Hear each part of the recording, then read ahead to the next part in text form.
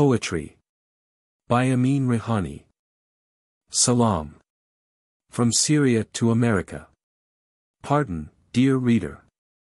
The stranger at thy gate, hailing from the Orient, holds out to thee a gaunt and tattooed hand. This hand has often made mud pies from earth that might have once mapped out the stars. Or, in a drunken vision, heard the grumblings of a god and made of them a captivating creed, the brain of an ancient Assyrian astronomer, the spine of a Semitic sage, the cheeks of a Jezebel or St. Takla, the heart of a slave that added beauty and horror to the chariot of a Babylonian king or a Roman conqueror, any or all of these might have besmeared this hand. Wilt thou take it? The hand of a personified illusion, of an exiled dream, of an Oriental who makes himself thy guest. He comes not to preach Buddhism to thee, nor Mohammedanism, nor babyism. Nor any other ism made picturesque and alluring by red kaftans, white turbans, blue sashes and ambergris-scented lies. The only message he brings from his vine-crowned and pine-girdled mother to bewitching and enriching America is that of love and longing and lachrymal. He came from the mountains of Lebanon, from under the shadow of the Acropolis of Baalbek, to learn from the Yankees the way to do things, the way to rise and flourish and expand. Or, as they put it, the way to get there and be it, from a mundane point of view, of course. It has been observed, however, that the spots of a leopard are irremovable. And so is the lethargy of an Oriental. The writer has found the strenuous life to be as depressing and dwarfing as prison life itself. And so he has fallen back to the habit of dreaming, and singing, and taking things easy, even in restless and dreamless America. This sounds paradoxical. It is like going from the country of trusts and equality to establish a trolley car system in the Lebanons. Even this might be possible 50 years hence, despite the opposition of those ancient hills. The writer has forsaken their cedars and pines, their vineyards and fig groves to walk in the shadows of skyscrapers and watch the sun rise languidly from behind a mound of bricks or a smoking chimney, and sink blushing behind the grimy walls of gaseous communipaw. So fair a sun, setting over so foul a town. One would exclaim, but nature delights in paradoxes, and freaks, and rococo.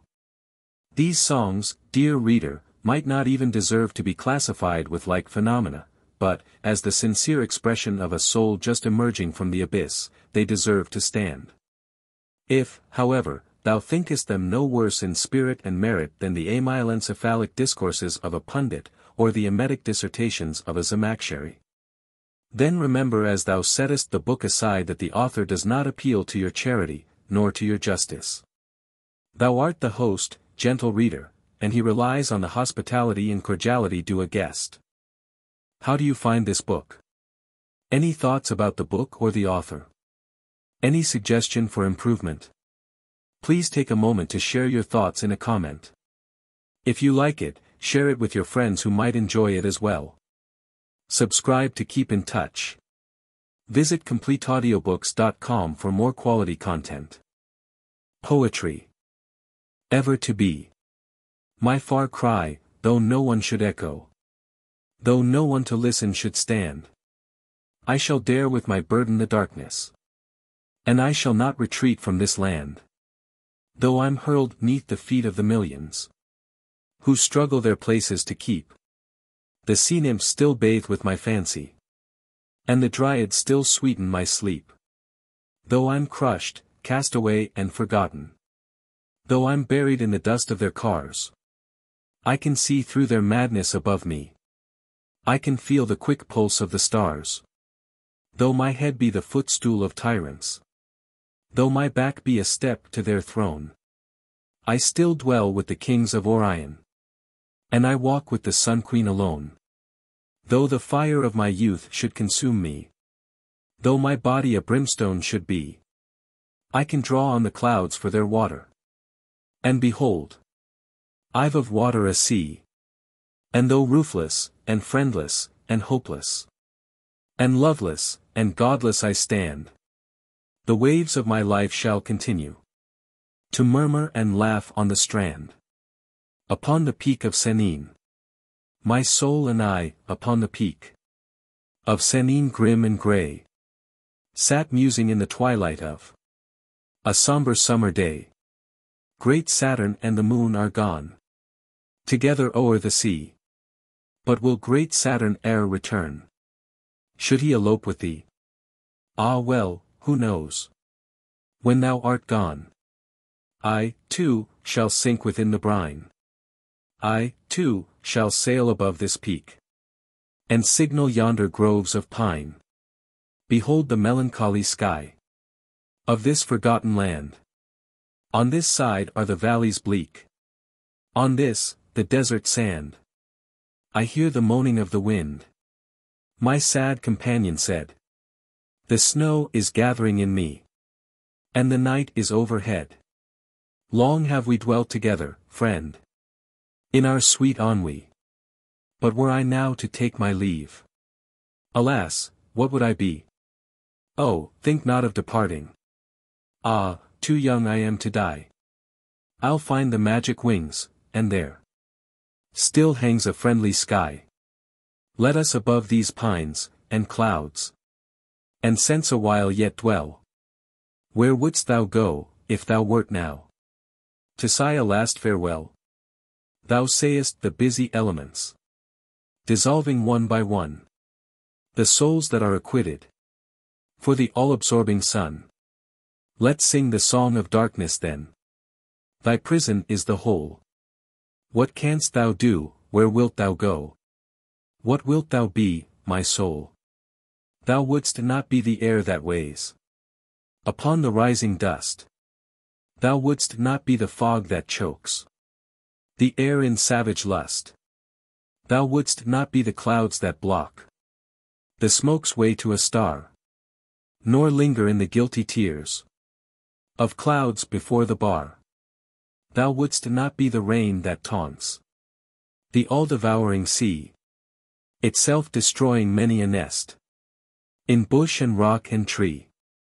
Thou wouldst not be the thunder's tongue, spellbinding all the spheres, nor wouldst thou be the lightning blade that stabs and disappears. Thou wouldst not be the dew that falls alike on thorn and flower, nor even the morning zephyr that blows o'er den and bower. Thou wouldst not be the virgin snow, set free from yonder clouds, only to melt beneath the feet of surging human crowds. No. None of these, my soul replied. I'll shiver ever thrall. Oh, let me rise, for I would be the sky above them all. The Philistine. The cricket to the corn crake came one day, shivering, yet buzzing in his wanton way, and said, I'm slain by hunger, brother, turn thou not from me. 'Tis winter, and I only beg of thee a little grain. The corn crake grinned and said in tone sublime, where wert thou hidden in the harvest time? Thou didn't drone. Why didst thou not come with us to the fields, to gather something for thy winter meals? Of what had grown? Oh, I was entertaining with my rhymes the vineyards, and the fig trees, and the times, the summer long. No then, replied the corn crake, not a seed have I for such as thou. Go home and feed upon thy song, my burnous. Into this world they tell me I was sent, wrapped in a burnous which was rudely rent, and flung away, by her who first didst touch my steaming flesh. I never loved her much. The surly, stolid, sordid, spectral hag. For never would my star of fortune lag. No dwarf of earth to oppose my will would dare, if my sebaceous burnous she did spare. And if around my neck, the adieus says, it hung, locked in a charm, for 20 days. But ever since the amulet was torn, the curse of gods and jinn and men I've worn. And to my flesh it stuck, a Nessus shirt. Despite the oozing blood, and not spurt of power, alas, is left me to control the stinging tongue of an avenging soul. A spring dirge. Sad, sad, sad. In vain thou comest, spring. Sad, sad, sad. In vain thy birds all sing. Perfumeless is thy rose. Thy breeze, which softly blows, disturbs my sea of woes. Aye, death is on the wing. Gone, gone, gone. Go seek her, mocking spring. Gone, gone, gone. Aside thy garlands fling. Destroy thy laughing bower. Call back an April shower, to weep with me this hour. He came, not reckoning. Love, love, love. What sendest thou with spring? Love, love, love. What tidings these birds bring? They tell me they can hear thee, in a higher sphere. But can that dry a tear?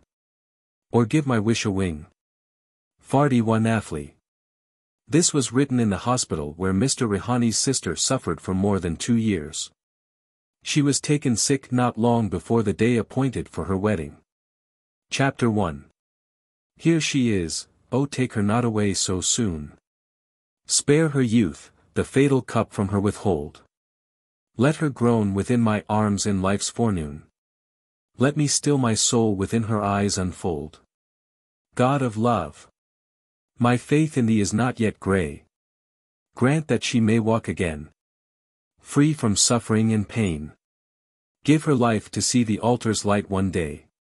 Chapter 2. In the night, before the day that never came. On the way with poppies and gardenias strewn. With her music and her torch's holy flame. She was struck and never since saw sun or moon. God of light, refuse her not another ray. Her bridal garment joins with me, in beseeching, begging thee. Give her life to see the altar's light one day. Chapter 3. All the sorrow earth contains I can support.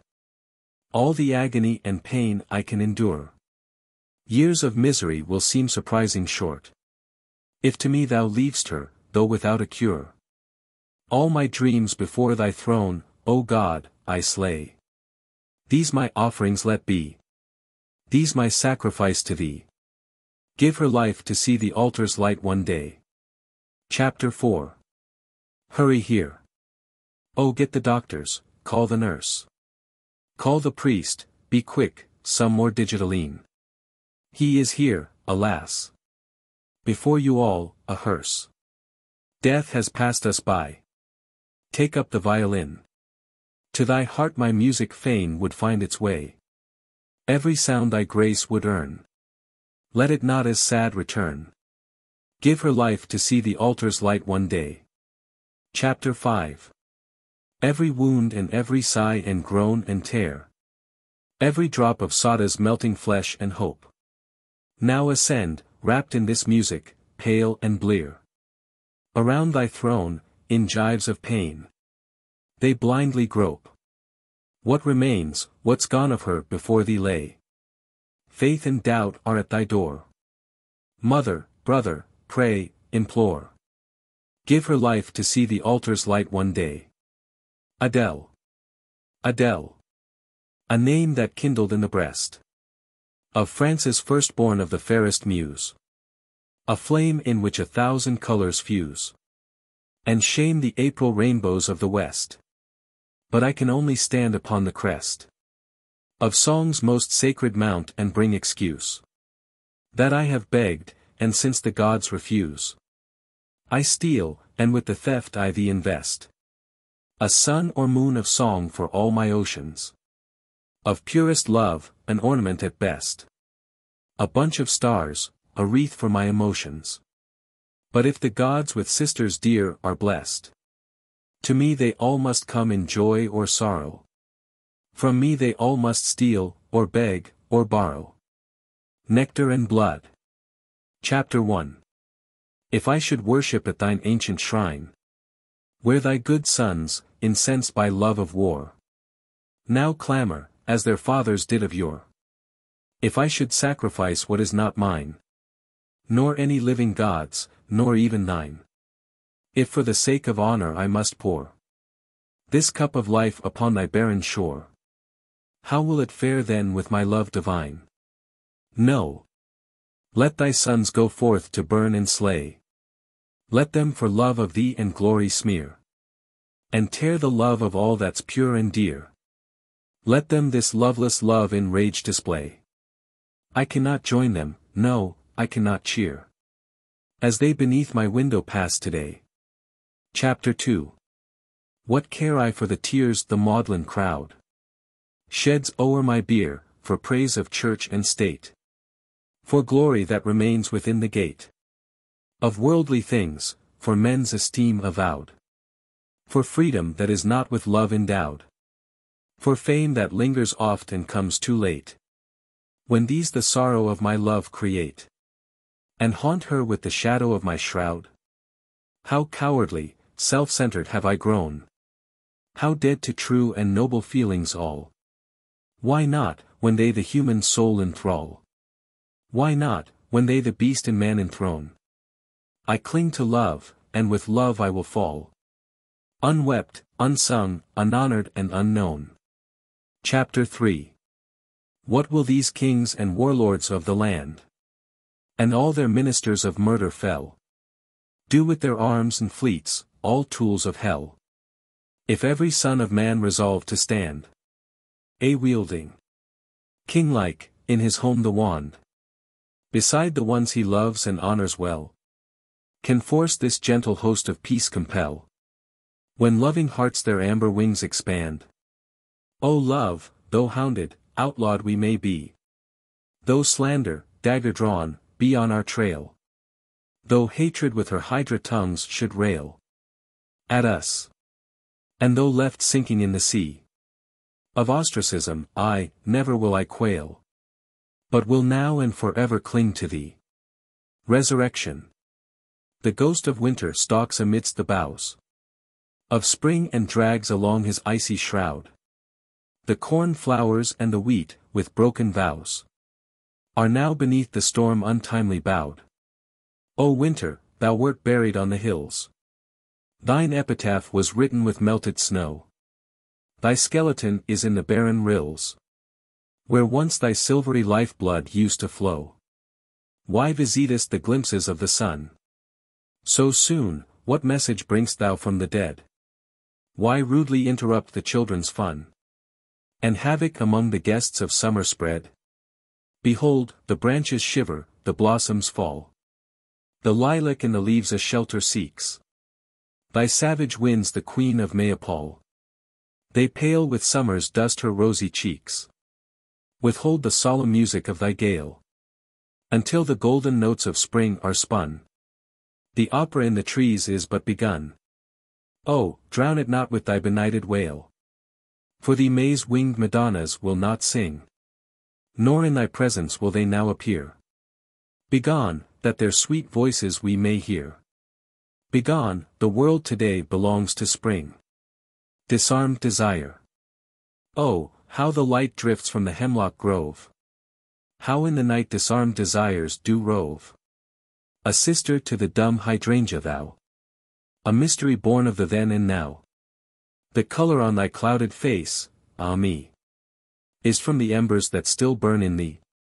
Has not the forge of suffering robbed thee of the flame with which weak mortals feed their love?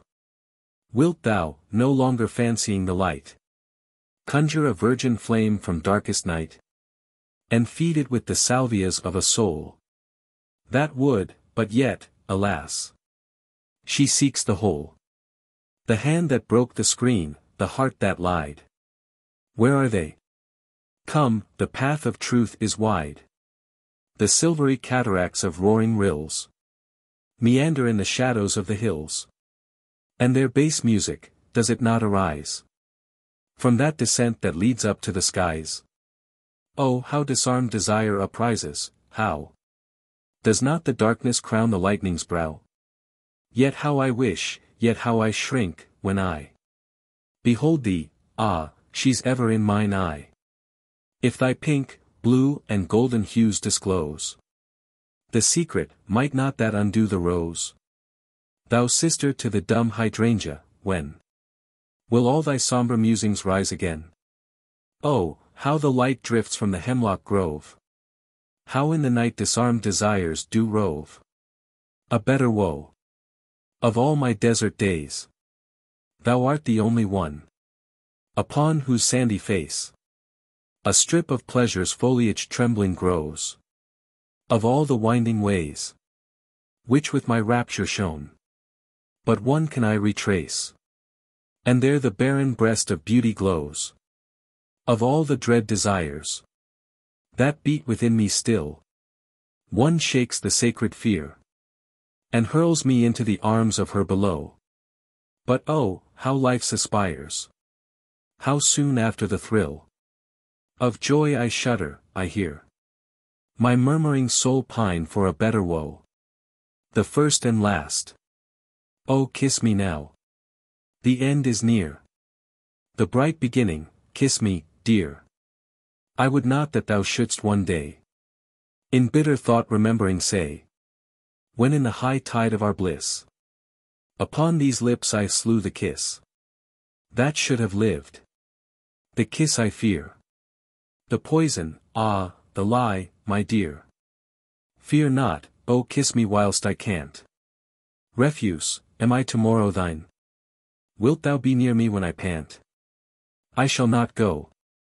Thou wilt not pine. Sweet thoughts, alas, the first, the last. Nay, nay. I cling to thee, the past is dying in the lap of night, in which our star is shining bright. The fingers in the shadow, there. What are they weaving? Look, a shroud. Come, purse thy lips, do not despair. Take hold my hand and speak aloud. No, no. For whom that shroud, for whom? Not for our love, not for our joy. Then seal thou with thy lips my doom. I, with a kiss this life destroy. In the meadow, the shadow of thy curls I see upon thy lovely face, and just a little wish is mine, the shadow to embrace on thy black and silken tresses. Ah, one longs to feast the sight, but the shadows of their beauty, hanging on thy cheeks of light, from my lips, exact a tribute, which I pay here in this meadow. Blush not, my most winsome maiden. I have only kissed the shadow. Oh, sweet sometime. Oh, sweet sometime, the gardens bloom the while I wait. Each moment melts a tear of joy before thy gate. It is thy pleasure that I burn, it is my fate. Oh, sweet sometime. Oh, when the moment in this interval is born. When through this sleeping splendor breaks the lingering morn. And when thy sensual silence laughs my noise to scorn. Oh, sweet sometime. Spare me the vacant moment yet, oh just a while. Expectancy, thy sweetest daughter, will beguile my yearning hours. The shades reflected by her smile are now my haunts, oh sweet sometime. The waiting while, oh sweet sometime, I can enjoy. Thy heralding shadows every beating pang destroy. And with their breath of musk and myrrh my soul they cloy. Oh, sweet sometime. I tremble, I forget, I throb when once I hear the dying interval announcing thou art near. A touch, a groan, a kiss and thou wilt disappear. With bitten lip, oh, sweet sometime. And then the memory, oh, how it will oppress. Far sweeter is expectancy, ah, let me press the vigor from her limbs to mine, I'll yet caress the waiting while, oh, sweet sometime. A bed of flame I saw one day on the horizon gray, as with my load I wandered near the sea. A whiff of smoke embraced the sleeping sun. And just as their enchantment had begun, a lonely cloud that roved above the lea passed by their couch and hid them from the day. I saw this and my soul, long silent, cried. Would that I were the whiff of smoke. Now sleeping with the sun. In beds of flame, how often was I tried. How often have I 'neath the stroke of God or Satan shown. The sister of death. Ah, talk to me of something else, I pray. I'm weary of the dreams that bring nor sleep, nor rest, nor love, nor something from the deep. Where buried are the gods of yesterday? Ah, talk to me of death that takes away my little sorrows, as they hide and peep. My little joys, as they disport and leap. My little vanities, my budless May. The burden of my virtues and my sins. The burden of authority that grins. At every effort, ah, the burden kills. I know that death a sister hath, but where? Where can I find thee, love, when shall I share the sweetness of the silence of the hills? Retribution. How I did hold in deep contempt the slaves and queens of love. How I disguised my feelings when I met a deer or a dove. How I did smile and sniff and rail at lovers young and old. How I denied, in days gone by, O love, thy charms untold. But now, alas, I find myself in chains at beauty's shrine. The chains whose power I have denied are sapping mine. Let thine eyes whisper. Grieve not, for I am near thee. Sigh not, for I can hear thee. Wash from thy heart all memory of past wrong. Doubt not that doubts besmear thee. Speak not, for I do fear thee. Let thine eyes whisper love's consiling song. Lalato Lili. At night on the radiant Rialto, by the stars in their houses of glass, I strolled with my soul in my pocket, and prayed that my night might not pass. I have seen 'neath the high heels of beauty my heart and my soul and my shame. That form.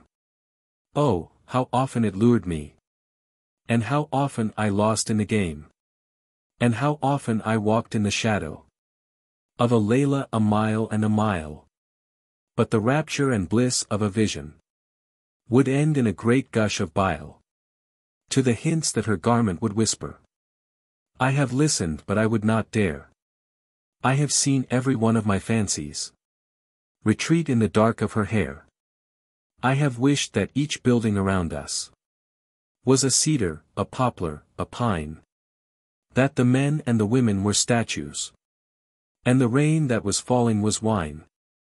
That the lights were ethereal flowers. That the cars were the nooks in the wood. Oh, enough, she exclaimed as she kissed me. This attic and couch are as good. Midnight mood. There's one upon whose youthful breast I fain would die. My soul upon her lingering lips through mine I'd pour. In torrents that would reach and thrill love's every shore. In floods that drown the earth and rise to drown the sky. But how can I? Alas, the leaves must shield the flower. And silent see her proffering to the butterfly her cheeks, her honeyed lips, her soul. Oh, how can I?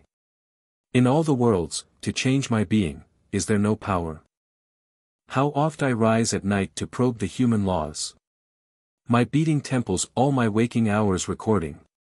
And nor solution, nor repose my task affording. How oft my carnal silence cries for the bliss that was. The bliss that generous nature gives. That man denies. A bliss that's chained in idle words and damned codes. And creeds and customs creeping in their dark abodes. The bliss that's lost within an endless maze of lies. Pray, tell me, must the north wind blow and sweep by rule? Must he the virgin ponds and springs and rills avoid? See how the ocean, panting, rising, overjoyed, holds out her arms to him, why not the limpid pool? And thou, O human ocean, would that I could give in equal measure, when beneath me thou art parting. O, generous, fiery soul, in love though I am wanting. My flesh, within thy passion's hearth, will glow and live. Thou art the twilight, I'm the dawn. Yet we shall meet. And flood the firmament with fire and rainbow beauty. No unfed sun or moon shall rob us of our booty. And if the gods should frown, is not rebellion sweet? But ah, live twilight. Why cannot the dawn be true? Why can't I quaff from thy sad lips, as thou, from mine? Why can't this heart, forgetting once, as well be thine? How can I my most holy passion tame, subdue? That youthful breast, imprisoned, I see through thine own. Those eastern eyes cannot be hidden by thy flame. That form, as I am in thine arms, oh, do not blame. In mine I fancy, let me die in shame alone. Thy smile.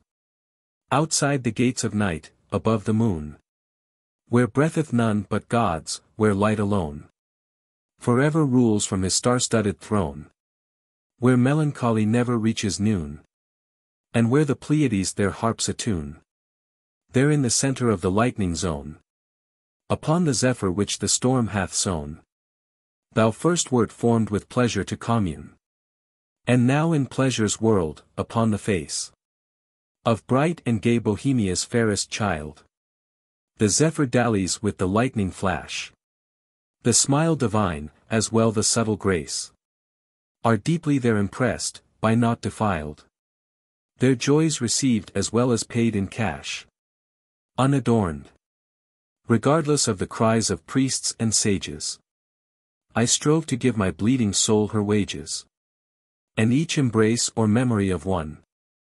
Is worth to me the treasures of the ages. Is worth to me the treasures of the ages.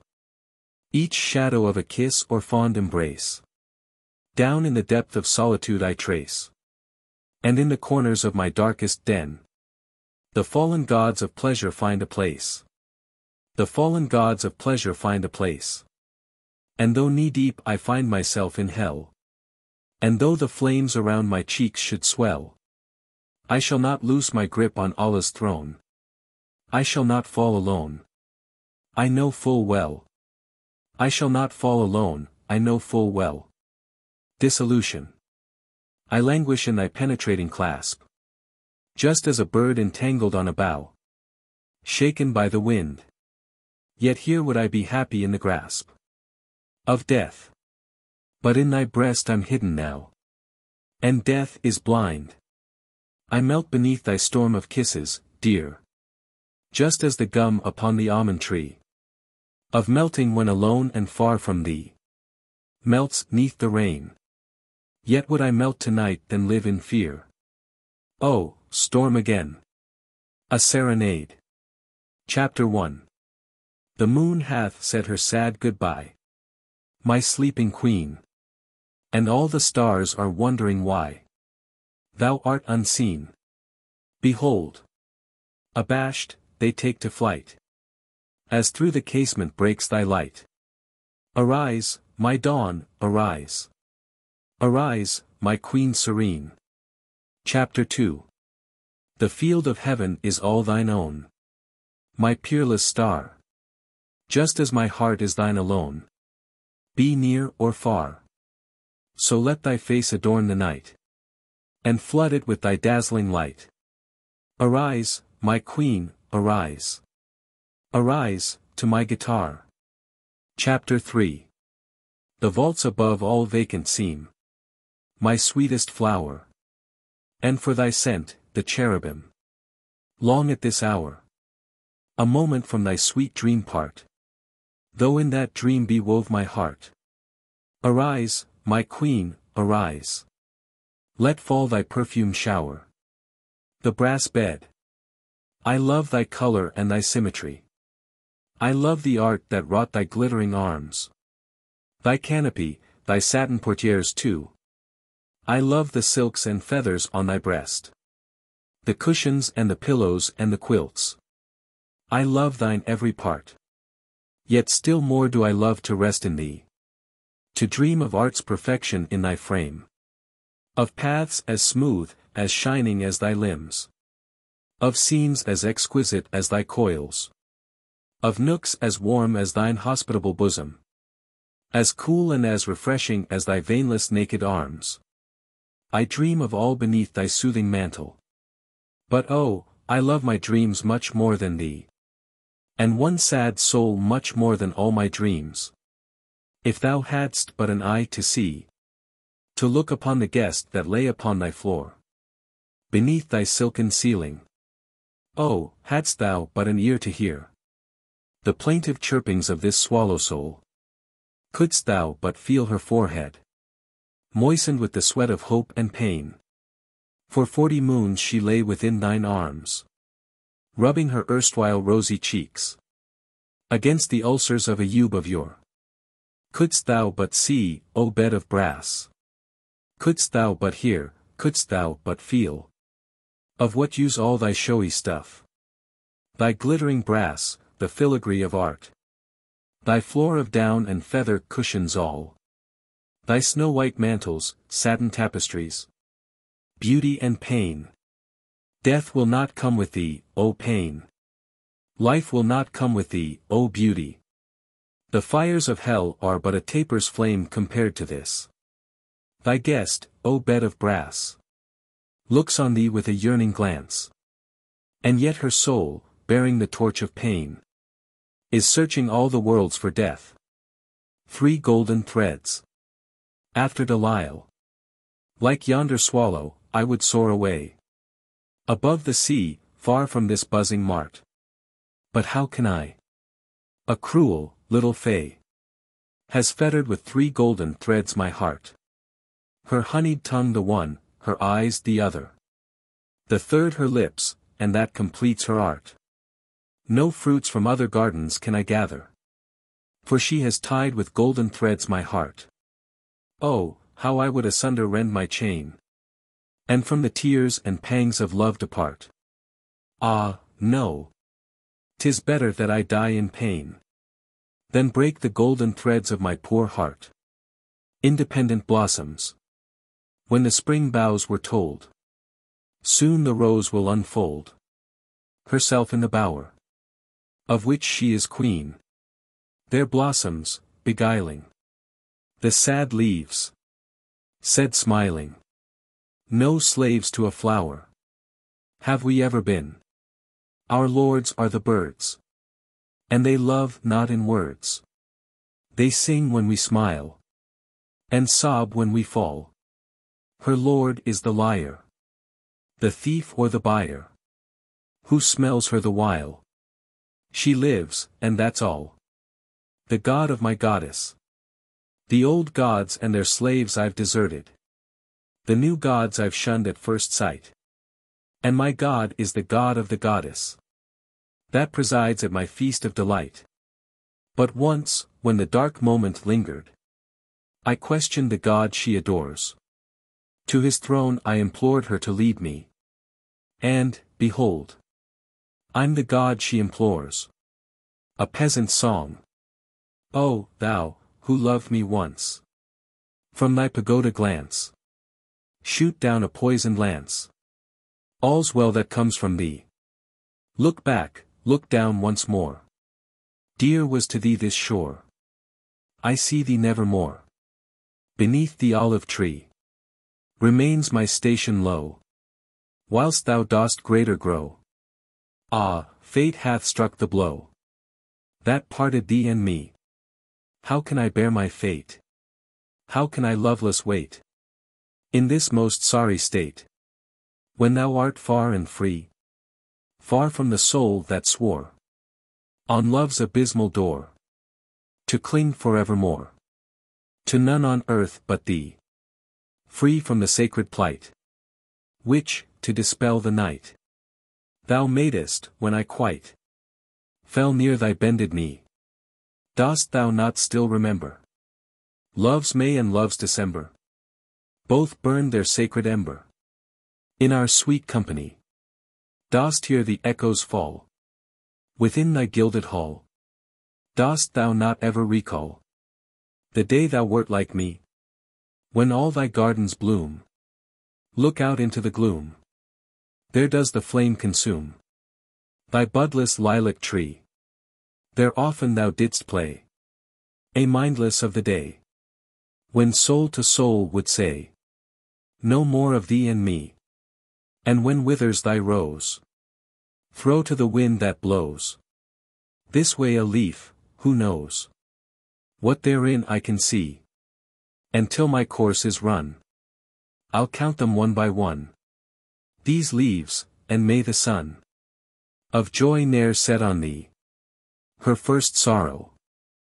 Is but a score of hours when he didst swear my sorrow and my joy to share. Despite the fates, for her. But now he's gone to cash again his lie. Others his shame with me will wear. Why should I die? Last night his lips my very feet didst burn. His kisses dropped, my love to earn. Whichever way he'd turn. But now he's gone another soul to rob. Another heart to lure and spurn. Why should I sob? He did not kiss me when he said goodbye. I let him go, not asking why. Nor do I for him sigh. He's gone another virgin breast to tear. He's gone on other lips to die. Why should I care? A nocturne. Upon the face of darkness beams my soul. Nearby, behind the curtains of my sight. And round it weary waves of wonder roll. Sad seas of color o'er dead seas of light. Here is no space, no time, nor day nor night. Here is the boundless, undiminished whole. Here is my soul. Here is no love that hides beneath its shoal. The sanddicks that can redden a sea of years. Here is no lust that lies to beauty's mole.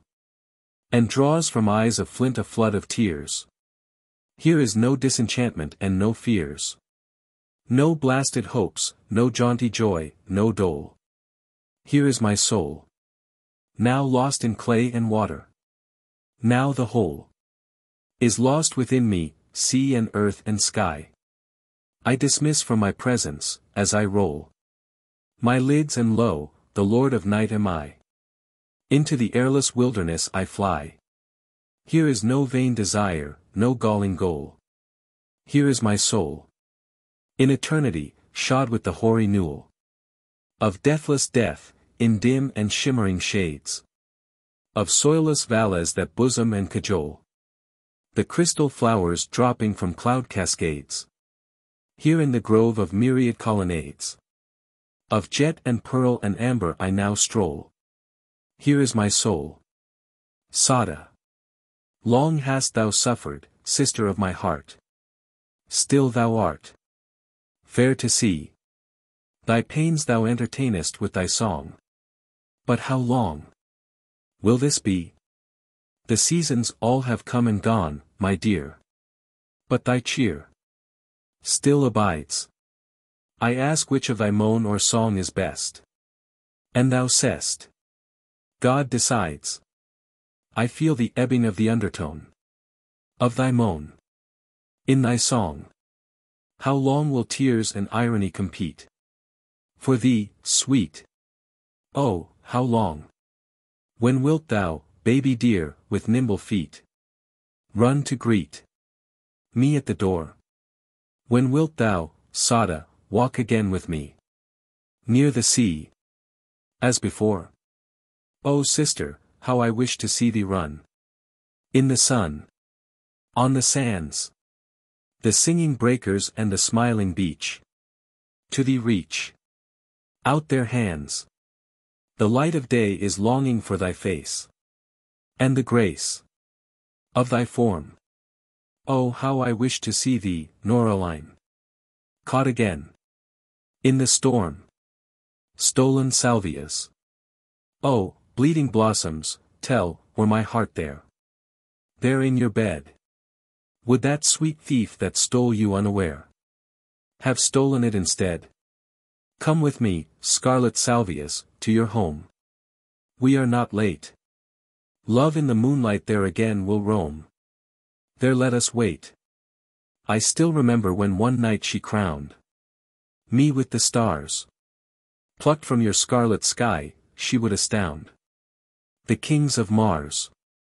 She then would slay me, wash the face of night with my bold blood. She would show that yours is not as bright and not as good.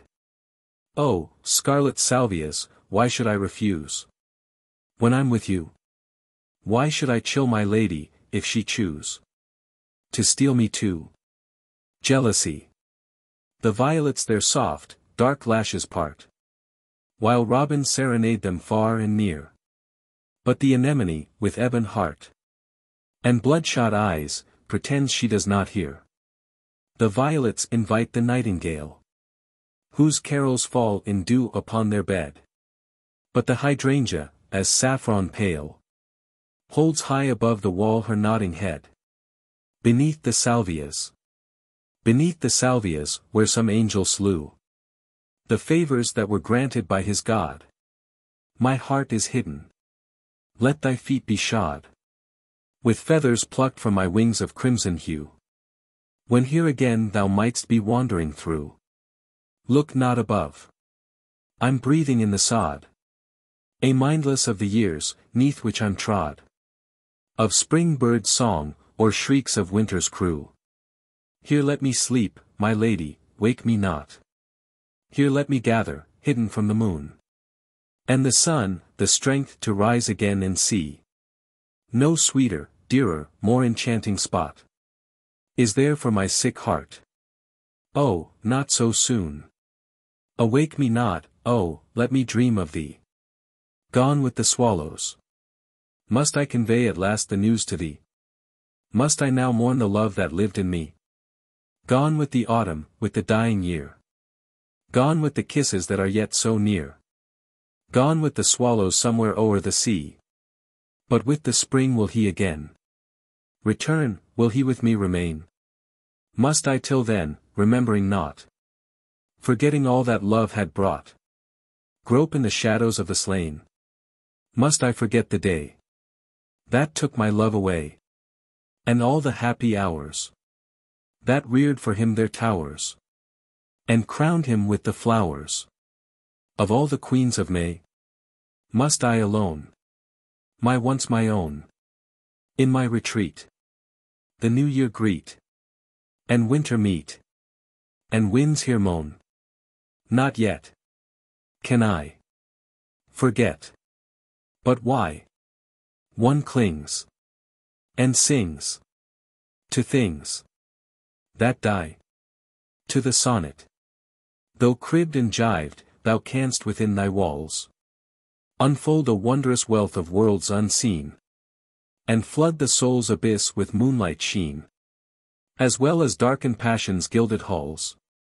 Thy 14 outlets are so many falls, from which gush out the prison joy or spleen, the silvery cascades, or the billows green, and either a sea of bliss or grief recalls. Thou goddess of the gems of fancy's deep, though few thy facets, they reflect the whole of inner self in multi-shaded hues. Thou art the couch of dreams that never sleep. Thou art the phoenix of the poet's soul, as well the crystal palace of his muse. The tomb and the rose. After Victor Hugo. The tomb said to the rose, O flower of love, where goes each tear which dawn upon thy cheeks doth shed? The rose said to the tomb, What makest in thy gloom, impenetrable of the countless dead? Said the rose, O tomb, of all these tears, in my recesses ere the sun appears, I make a perfume which the gods will prize. Said the tomb, O plaintive flower, of every mortal I devour, an angel do I make for paradise. Rest. Long have I a word enshrined, and worshipped with a piety blind. Long have I been seeking rest, in the east and in the west. Here and there and everywhere have I seen her shadow fair. But the shadow seems to fade, like the flowers of yonder glade. In my lone retreat I sought her, but dreams against me fought. In my nights for her I pray, but with sleep she stays away. Foolish is thine effort, vain. Fruitless, hopeless is thy pain. With the march of motion keep, in thy walk and in thy sleep. Beyond thy finite power it lies, to chain the coursers of the skies. Even nomads and cells minute worlds of unrest constitute. Rest is nowhere to be found, each to all in suffering bound. And no power can deliver thee, mortal, from activity. In thy life as in thy death. In thy heart as in thy breath. On the earth as in the skies. Restless motion never dies. Always raging, always spinning. Endless and without beginning. Death, like me, is seeking rest. And all the seas are in her quest. But ah, poor souls, she is beyond our grasp, we must go on and on. No, nor even the grave is free from the laws that shackle me. New life from his worms takes wing. And on his face fresh blossoms spring. The Flatiron and the ruins of Palmyra. To the ruins of Palmyra this the Flatiron addressed. Did you ever in your glory dream of looking up to see my crest? To the Flatiron the ruins thus replied across the sea. We were like thee yesterday. Tomorrow thou wilt like us be. It was all for him. I strolled upon the Brooklyn Bridge one day. Beneath the storm. None but a lad in rags upon the way. I saw, there on a bench he lay. Heedless of form. He seemingly was reading what the shower was publishing upon the bridge and down the bay. Yet he was writing at this hour. Writing in a careless sort of way. Upon a pad he scribbled and as fast the rain retouched, effaced, corrected and revised. Was he recording nature's solemn strain? Or sketching choristers therein disguised? Whatever it be, I found myself quite by his side. My nod and smile he pocketed and wrote again. Read me your drizzling stuff, I said, and he replied. I've written a check in payment for this shower of rain. Repentance. When tears wash tears and soul upon soul leaps. When clasped in arms of anguish and of pain. When love beneath the feet of passion creeps. Ah me, what do we gain? When we our rosy bower to demons lease. When life's most tender strains by shrieks are slain. When strife invades our quietude and peace. Ah me, what do we gain? When we allow the herbs of hate to sprout. When weeds of jealousy the lily stain. When pearls of faith are crushed by stones of doubt. Ah me, what do we gain? When night creeps on us in the light of day. When we nepenthes of good cheer disdain. When on the throne of courage sits dismay. Ah me, what do we gain? When sweetness, goodness, kindness all have died. When naught but broken, bleeding hearts remain. When roughshod o'er our better self we ride. Ah me, what do we gain? Oh, give me strength to take. Thy love's as tender as the drooping rose that sadly says to earth. No more have I the strength to take what thou givest me. But unlike her, alas, thy love's complaint of dearth. Thou hast no strength to give what I demand of thee. Thy love hath heard the many whispered promises of every soul. His birth methinks is nigh coeval with the birth of time. He lives in death throughout the ages, and his goal is hidden in the faded flowers from every clime. His soul is deeper than the sea and deepest caverns in its bed. T is higher than the highest sky above our own. T is purer than the morning dew dripping from the salvia's red. T is mightier than the four winds, blowing from every zone. This love hath offered me the keys of all his halls and towers. And to my heart with clinging kisses he appealed. But, ah, forgive me God. Must I the sweetest flowers refuse because they do not grow in beauty's field? Near the cascades. Hold back thy lips, I pray. Just let me rest this way. My soul is in the spray. Arising from the silvery cascades murmuring farewell to the day. Thy kisses, 'neath a sigh of mine extinguished lie. O friend, I choke, I die.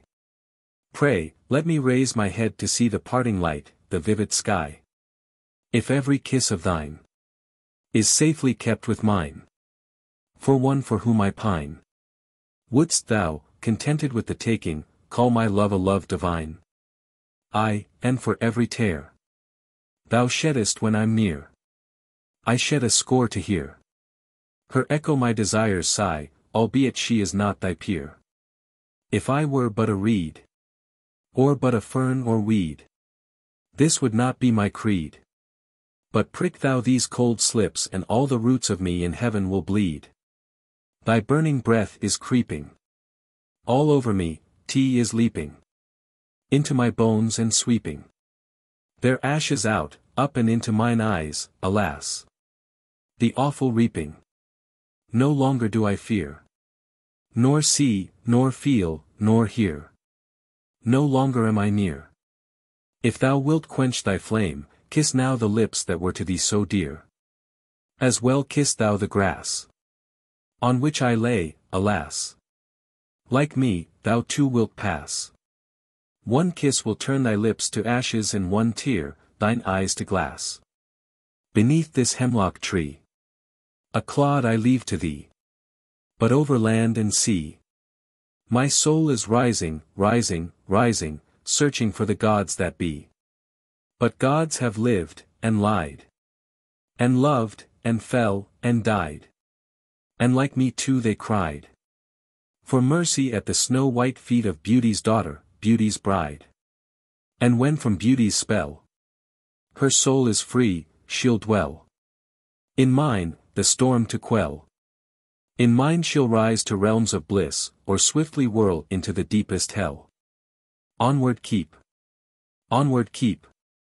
Forget the self that cried. This world's a forest choked with ice and snow. No spark of fire through it can ever ride. No human flame in it can ever glow. And keeping onward, now, I find the golden leaves of yesterday, all safely hidden from the wind, beneath the snow that melts away. And on the shivering boughs, new leaves and tender sprout. They crown the winter's brows, and laugh away his doubt.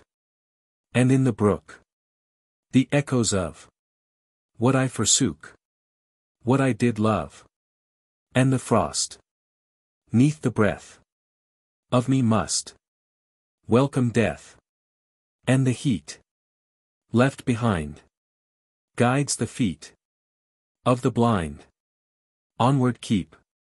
Laugh and weep. Pain and joy. Hide and peep.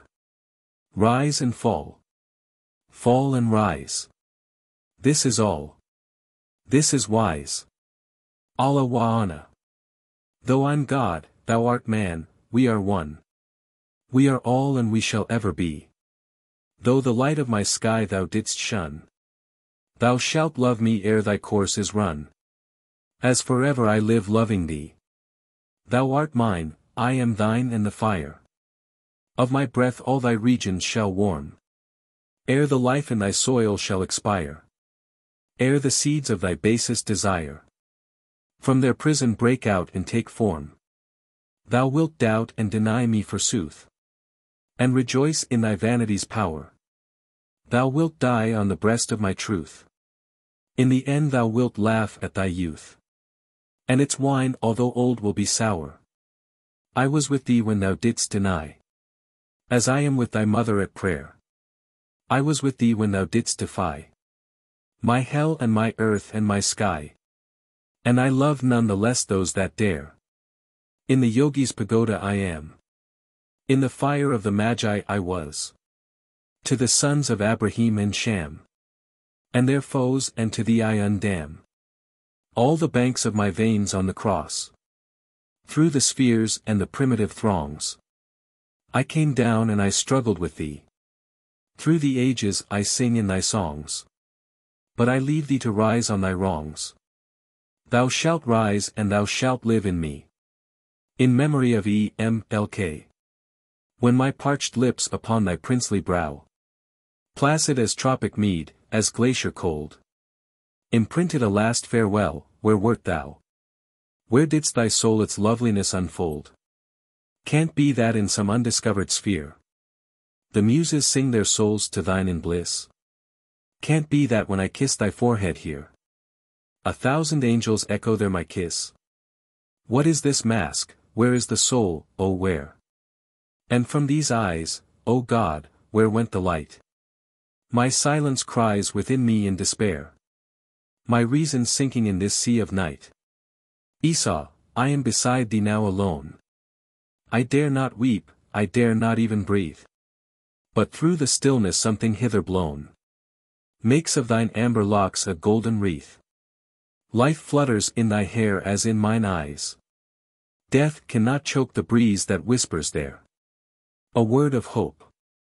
Beneath my breath will rise a hair with God eternity to share.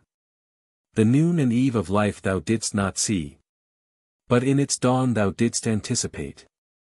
What jealous night would not permit to be? What pain and suffering never could abate? Shall I strew on thee faded blossoms, brother? Or fiery buds consumed by their own flame?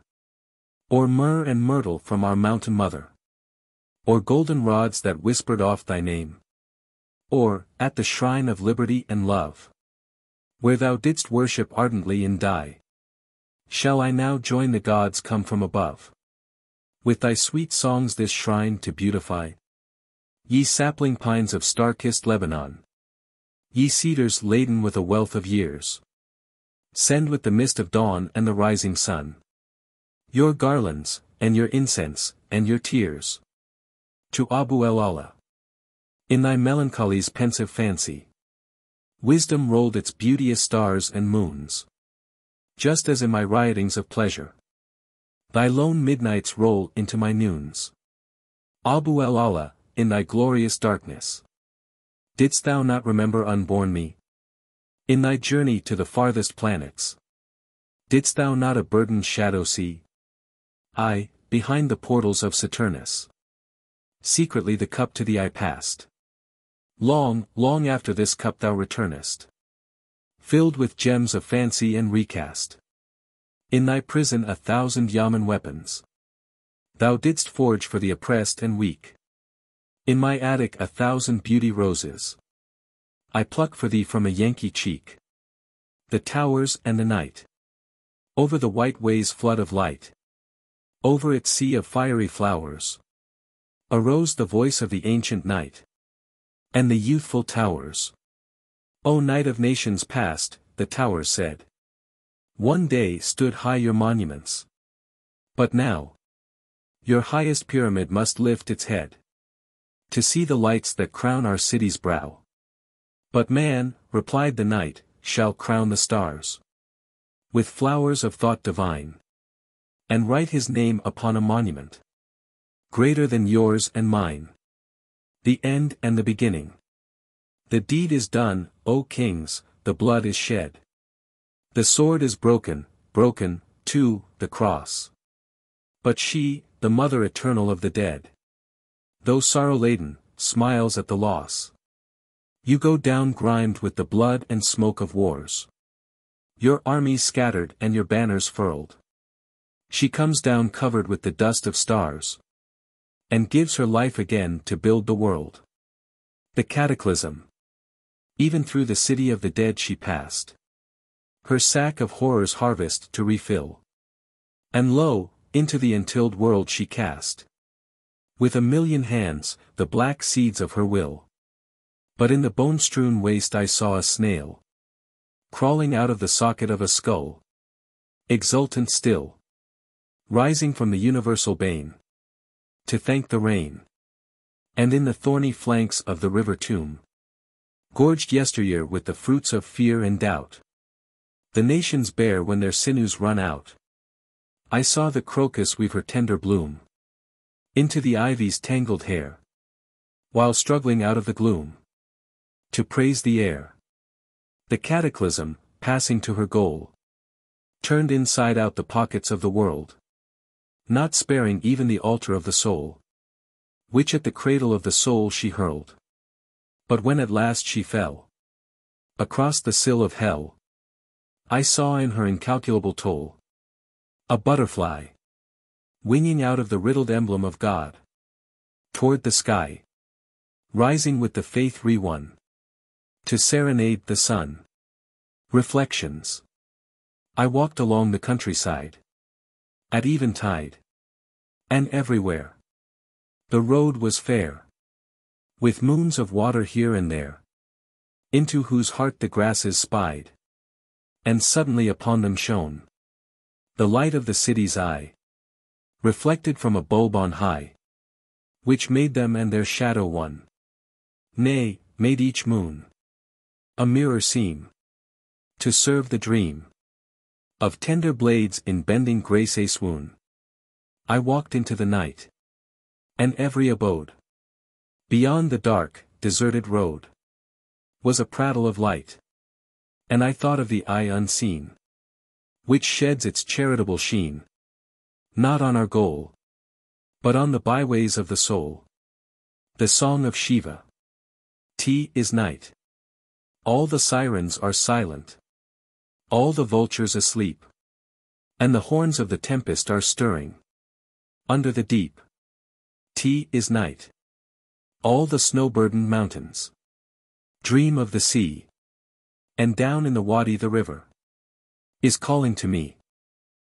Is night. All the caves of the spirit shake with desire. And the orient heaven saying its lances of fire. They hear, in the stillness that covers the land and the sea, the river, in the heart of the wadi, calling to me. Is night, but a night of great joyance. A night of unrest. The night of the birth of the Spirit. Of the East and the West. And the caves and the mountains are dancing on the foam of the sea. For the river inundant is calling. Calling to me. The fruits of death. Said the folded leaves upon the heath. To the opening leaves upon the tree. Soon will the warders of the storm bring us to our mother sea. Even as they opened yesternight our prison doors of destiny. We envy not the birds now nor the dew. To them we leave the forest and to you the infant leaves thus made reply. But we rejoice that we are here. We stand in the cerulean gate of life to crown the dying year. Him who emancipates we love. He who in chains is also dear. You are the flowers of the storm, and we are the fruits of death upon life's tree. Constantinople. When Othman's sword, as Paleologues, is broken, and Othman's gods are smitten to the dust, and naught remains, not even a rusty token, of their hierarchical cruelty and lust. When church and mosque and synagogue shall be, despite the bigot's cry, the zealot's prayer, unbounded in their bounties all and free, in every heritage divine to share. When thou shalt rise, rejoicing in thy loss, upon the ruins of a state nefast, to reconcile the crescent and the cross, and wash thy hands of thine unholy past. When with the faith newborn of East and West, which spans the azure heights of man's desire, the spirit of thy people, long oppressed, is all aglow with its undying fire. When thou thyself, Byzantium, shalt stand in the minaret of freedom and thy voice, rising above the muezzins in the land, bids all the seekers of the light rejoice. When in thy heart the flame of freedom sings, and in thy hand the torch of freedom glows, and in thy word the sword of freedom rings, and in thy deed the seed of freedom grows, then shall we call thee mistress of the morn, bride of the straits, queen of the golden horn. Andalusia. Chapter 1. Alcazar. There was a rhapsody in all her moods. A childlike grace, a passion unrestrained.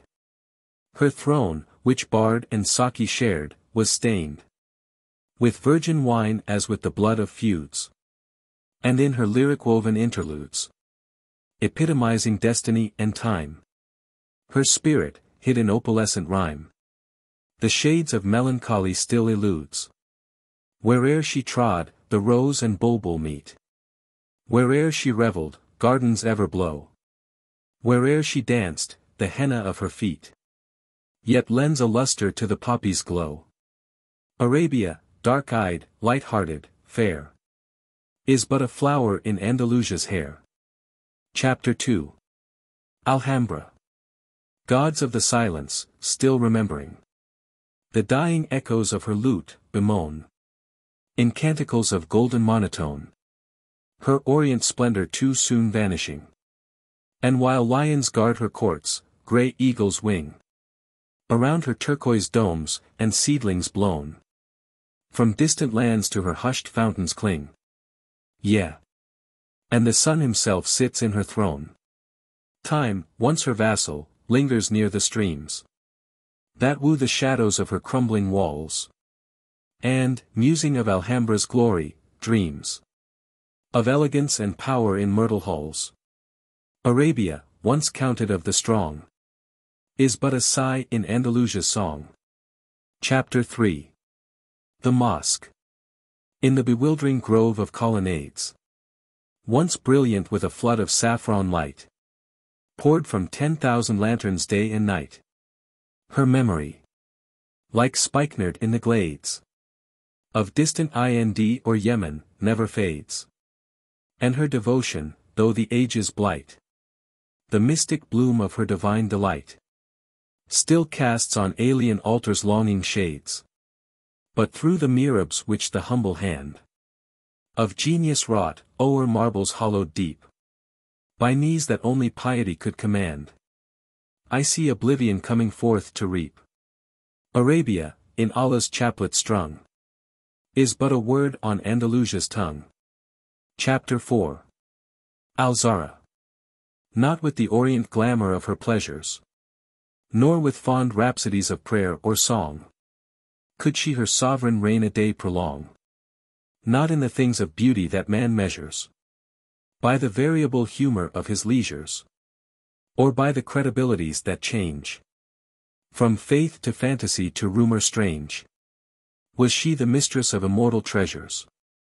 But when the holy shrine Europa sought herself of sin and witchcraft to assoil, the sovereigns of Al-Zahra maxims wrought, and Averroes burned his midnight oil. Arabia, the bearer of the light, still sparkles in the diadem of night. In the palm groves of Memphis, the Khamseen one comes robed in the Libyan sands, veiled in the haze of June, armed with Sahara's serpent-wreathed brands, shod with the sun and moon, swift winging in a cycloramic flame of Typhon born, unseeing and untame. She comes her reign of terror to proclaim, while crowning day and night with all the blazonry of tropic noon. She claps her iridescent wings, and lo! The rolling heat, tremulous, reverberant, aglow, sibilant, fleet, sweeps over the land with unabating ire, devouring spring's heritage entire, setting the very pyramids afire, engulfing even the turtle's shelter and the turtle-dove's retreat. Alas! Where are the roses which the prime of summer share with the sesame, the myrtle and the thyme? In meadows fair, where is the sacred lotus and the bloom of cumin and mimosa, whose perfume once filled the shrine of Isis and her tomb? Where is the pomegranate flower that shone in Cleopatra's hair? Where is the riant beauty of the land of mystic runes that decorates its shimmering robes of sand with emerald moons? Where are the emerald shelters, desert-bound, that with the prayer of caravans resound? Where is the desert trail, the watering ground, that murmurs low of lost oases amidst the fast-dissolving dunes? Where is the caravan that yesternight, to the merry sound of bells, set out of the city of delight, to Nubia bound?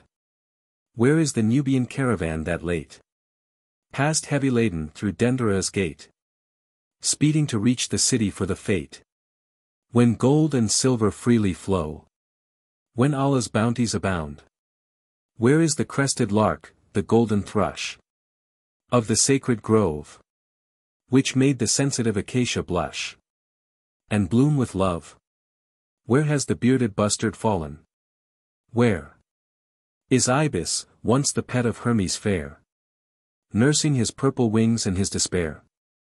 Where is the red flamingo hiding, where's the house of the turtle dove? Across the welkin, like a shadow cast upon a cloud, but one, undaunted dips his black wings in the blast, and rears anon his form against the rushing winds. Alone, the vulture hovers around the flame-draped throne of death, and over the palms that rock and moan, peering through the desolation, staring at the laughing sun. And Khamsin, in her chariot of fire, upon which clings the moult of her unsatiable desire, delirious sings, and shakes the harvest from her tangled hair. The sesame seeds, the grasses sere, the tare, the golden tassels which the rushes wear, the purple feathers of the ibis and the swallow's shriveled wings. She shakes her booty from her sapphire tresses, in gleeful guile, as she in passing savagely caresses the crouching Nile, while everywhere, within her sight or call, along its banks or in its rushes tall, all things are swooning in her leaden thrall. Yea, prostrate is the salamander, prostrate is the crocodile.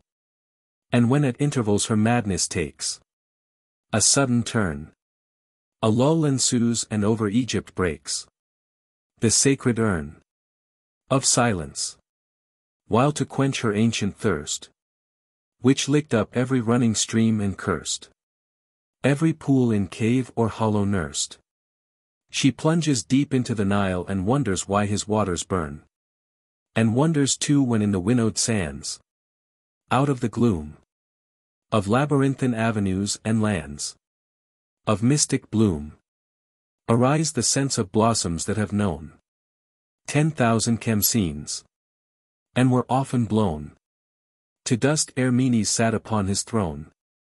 The blossoms of the teeming depths that float above the crest of doom.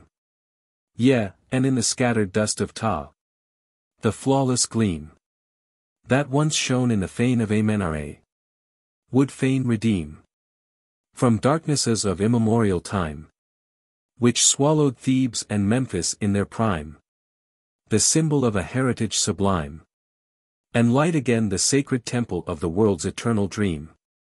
For though the earth itself should perish in a flaming pyre, and the wasting sun should like a spider spin his cobwebs of fire, yet in the serdabs under Khamsin's feet, around the blue of Osiris's judgment seat, is this, which glyphs vermilion repeat.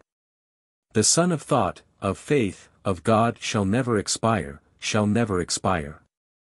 Albeit, in a mocking gust she veers into the gloom that knows nor time nor sun, nor ever hears the voice of doom. And, rifling the bejeweled gods, she drops the veil of splendor from her howdah's tops, and rocks in state from Karnak to Cheops, to tramp the dust of Pharaoh's pride, to smite the phantom of his tomb. But mocking Khamsin, when her mood is spent, lulls the morn in luscious breezes swooning with the scent of love reborn. Caressing winds, the tree senescent grows in you as young as fruitful, and the rose upon the bistre lips of Ramesses blows, whispering of things immortal to the wandering seed and the reed forlorn.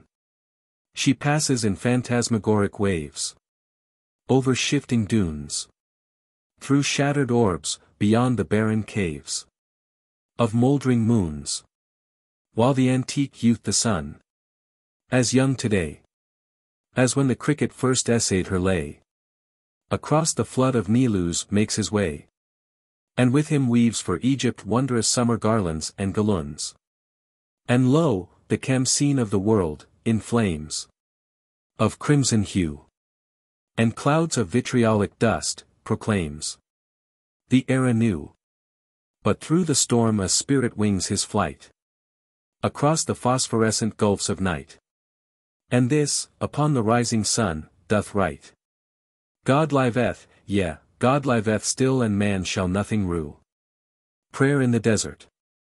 O Lord of bounties, melt thy heaven's breath, which spreads its gold around the head of death, which, while it smiles, devours all living things, giving to desolation wondrous wings, lest in the waste Arabia's star should wane. A little rain, Allah, a little rain. Thou bountiful, thy sun is weaving fast the shroud of earth now in the sandstorm cast. Earth cannot weep, the well of faith is run. Its rivers and its desert sands are one. O thou bestower, once more sustain thy sun-crowned daughter with a little rain. Quiet this rising phantom-haunted sea of sands, the faithful from its fury free. Enchain the monsters of the dire Simoom. Let not the desert be thy children's tomb. Thou merciful, assist us to attain our goal, a little rain, a little rain. Arabia's thousand wounds to thee appeal, and with our lips its gaping wounds we seal. Prostrate upon the sands we lift our hearts, pierced in thy presence by thy flaming darts. Thy children, Allah, in the throes of pain, pray for a little rain, a little rain. Water and flowers. Here are flowers, O my beloved. Here are flowers. Let us lay our hearts today among the flowers. Let us not be led astray by the mirage far away. Here is verdure, and in verdure love embowers. Here are springs, O my beloved. Here are springs. Let us rest and build a nest near the springs. Let us cease our weary quest for the mountains of the blessed. Here is water, and in water blessing sings the song of rain. Allah is merciful, Allah is kind.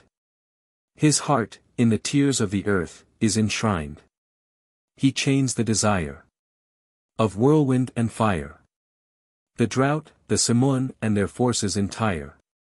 In the fast-spreading shades of his pity, suspire. It rains, it rains. Allah is gracious, Allah is sweet. The desert is flowering under his feet. E'en the fires he fanned, and the mountains they spanned, and the caverns that groan under burdens of sand, are dazed with the bounties that flow from his hand. It rains, it rains.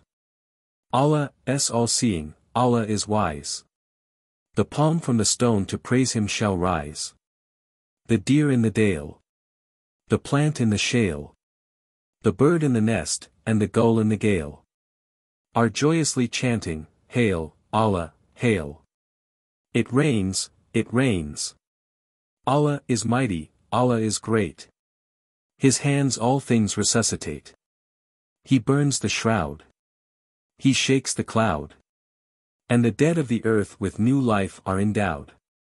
The bones of the earth are joyous and proud. It rains, it rains. The house of night. Her sable robes the gloaming trails, from golden strand to purple height. And softly, over the wealds and dales, into the vacant house of night. But lo, where first her footsteps mark the sunset's last extinguished pyre. Above the hills, a saffron spark, a gleam of unconjectured fire. Between the foliaged zone and sky, where centuries of the forest stand, it peeps and flits, a firefly. It soars and glows, a firebrand.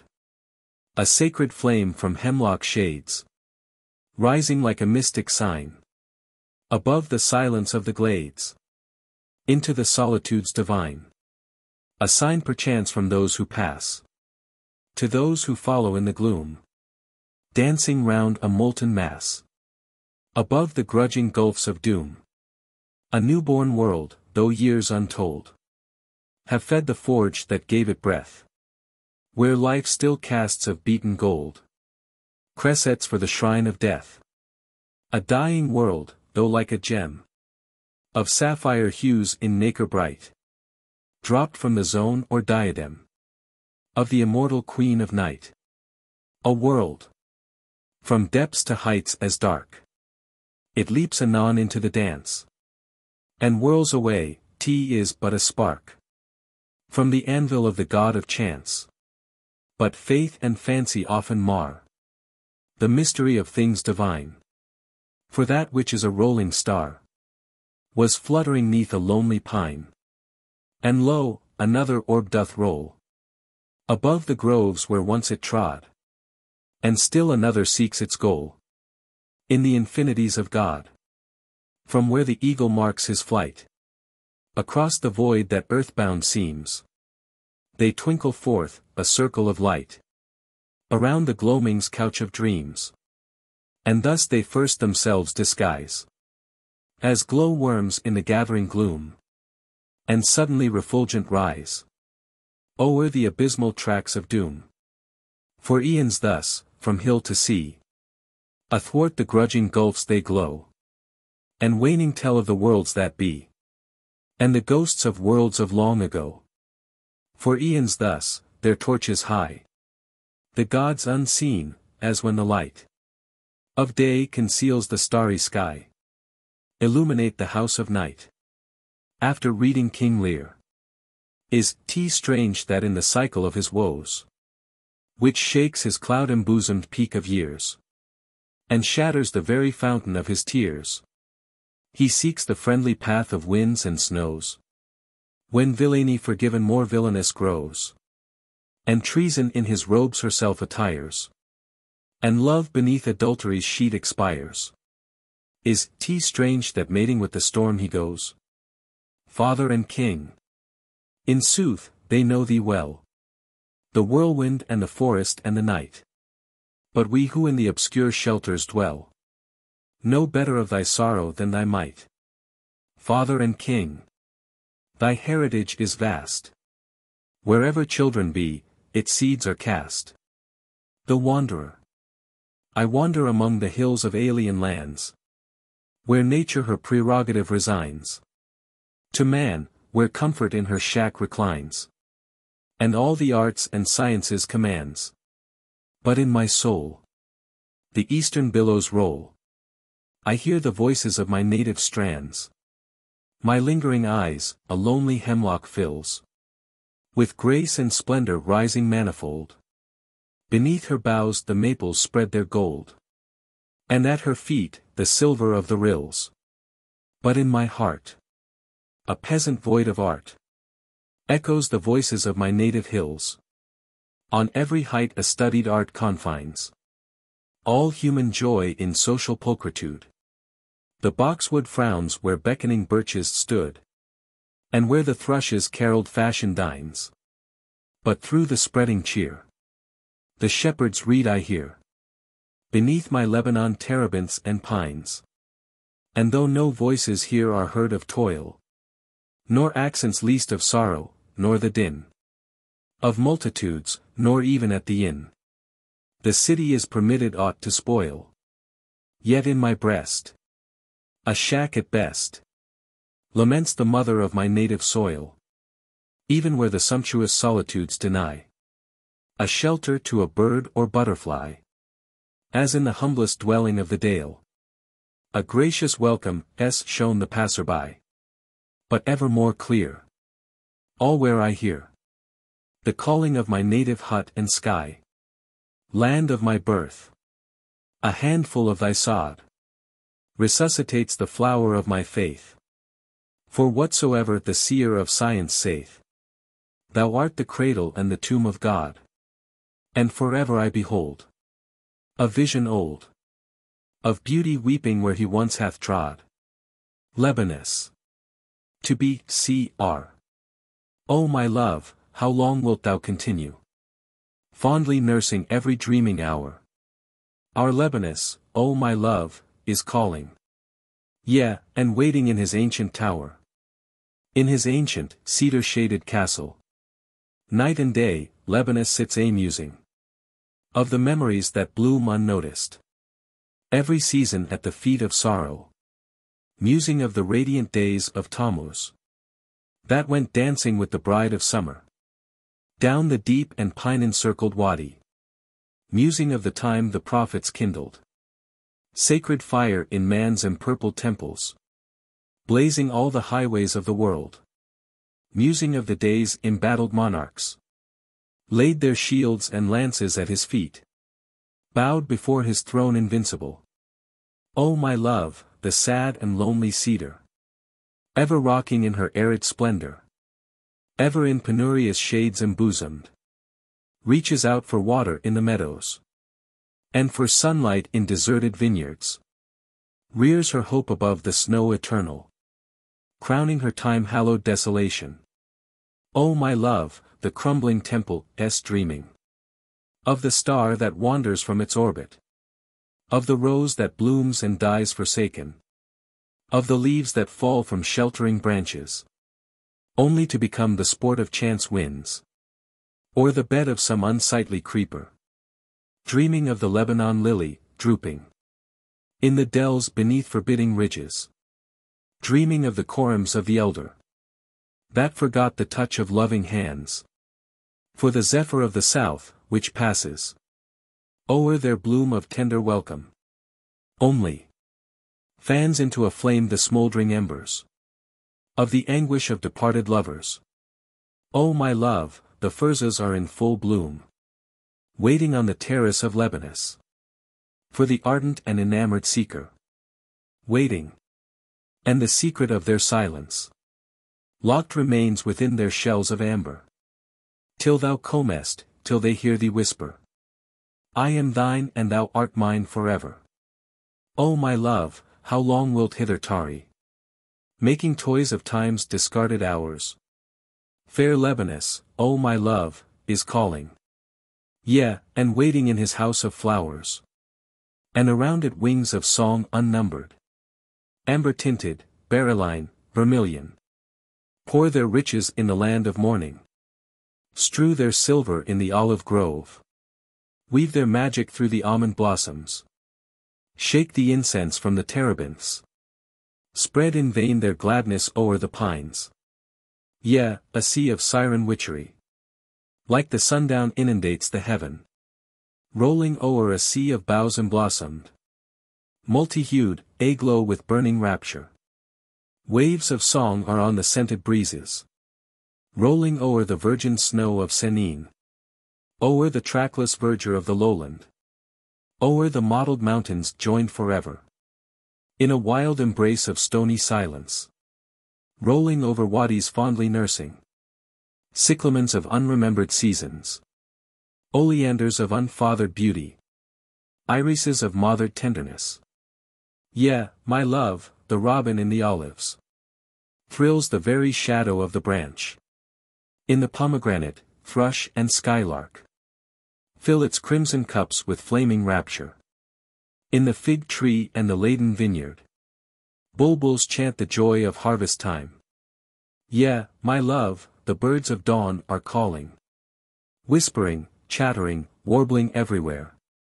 Dancing, flitting, waiting in the groves. Lingering in the chinks of terraces.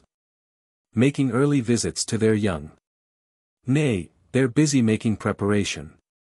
For thy coming, longing to behold thee. Singing meanwhile to the morning star. Which borrows from thine eyes its radiance. From thy tresses. All its golden splendor. O my love, how long wilt hither tarry? Wilt dally with the web of time, how long? Lone Lebanus, O my love, is calling. Yea, and waiting in his house of song. And over it our star is reappearing. The star of our own destiny is rising. O'er the mountains of embrace eternal. O'er the cedars of the sacred faith. O'er the ruins of the ancient temple. Flooding them with light of tender pallor. Like the light that lingers in the eyes. Of parted lovers, shaking from the bosom. Of night their shadows, dew-drenched. Iris-scented. Garlanding the messengers of morning. For the coming of the well-loved stranger. Yea, the star of love, the light supernal. Before which bowed the world in adoration. Is reappearing in the orient heaven. For thy sake, for thee, O my beloved. Yea, without thee, neither song nor flower. Nor star nor temple of antique Lebanese has aught compelling of the soul's devotion. But with thee, the caves, the naked ridges, the very rocks betoken the divine. O my love, how long wilt hither tarry, weaving gossamer of day and night? Sad Lebanese, O my love, is calling. Yea, and waiting in his house of light. The pagan. I walked into her temple, as of yore. My Tyrian sires, allured by cryptic signs. But sudden as I entered closed the door. Upon the hope that mortal love resigns. Before her ancient, myrtle-bowered shrines. I sorrowed not. Though every lamp I lit flamed up in speech articulate and said, Beware, O foolish worshipper. 'Tis writ. Who craves a gift shall give his soul instead. Who lights a lamp is cursed of the dead. I did not heed. I passed from shrine to shrine, filling the lamps with oil, the fane with light. But when I approached, O One Eternal, thine, I heard the terror of her tongue, and night was creeping on her brow of malachite. I did not stop, although the votive oil I poured into thine urn to water turned. But when the dawn her enchantments came to foil, the secret of thy clemency I learned. Again the oil upon thine altar burned. Then suddenly the temple shook and swayed. And all the shrines, except thine, disappeared. Even so her heart, by knowledge undismayed, on love's one altar with thy hand upreared. To love's one God is evermore endeared. The lost disciple. O Master, I cannot adventure with thee. At the door of the dawn, in my lone wandering, I have broken my staff. For the true dawn is she, who comes every day with her jar to the spring. I, Master, I tarried last night at the gate of her garden, which kisses the lake Galilee. She was gathering flowers and fruits for the fete. And with tulips and poppies she beckoned to me. In her lamp there was oil, in my hand there was fire. In her house cried a voice, O make haste with the flame. On my lips were the names of the daughters of Tyre. On her breast were the lilies that whispered thy name. I have dared, O my Master, to envy thy feet, and to yearn for the love of a Magdalene fair. I have dreamed that mine, too, in the heart of the street, were laved with her own hands and dried with her hair. O Master, my lips her devotion have stained, for her soul's precious ointments were offered too late. I have lost in the fire of my lust what I gained, in my longing and love for her love and thy fate. From the Arabic. Why art thou so hushed and sad, so thin and wan? Who robbed thee of thy flesh and song? Was it Ramadan? Nay, Ramadan is not to blame, for I have ceased to fast and pray. But to my vacant dwelling came an unknown guest, he came to stay. And in my heart he eats and drinks. He drinks my blood, of wines the best, and eats my burning flesh, ah, yes. My love for Zara is that guest. She went out singing. She went out singing, and the poppies still crowd round her door awaiting her return. She went out dancing, and the doleful rill lingers beneath her walls her news to learn. Their love is but a seed of what she has sown. Their grief is but a shadow of my own. O tomb, did Zara's beauty fade? Or dost thou still preserve it in thy gloom? O tomb, thou art nor firmament nor glade, yet in thee shines the moon and lilies bloom. Hanem, we must have met before. Perhaps 1,000 years ago.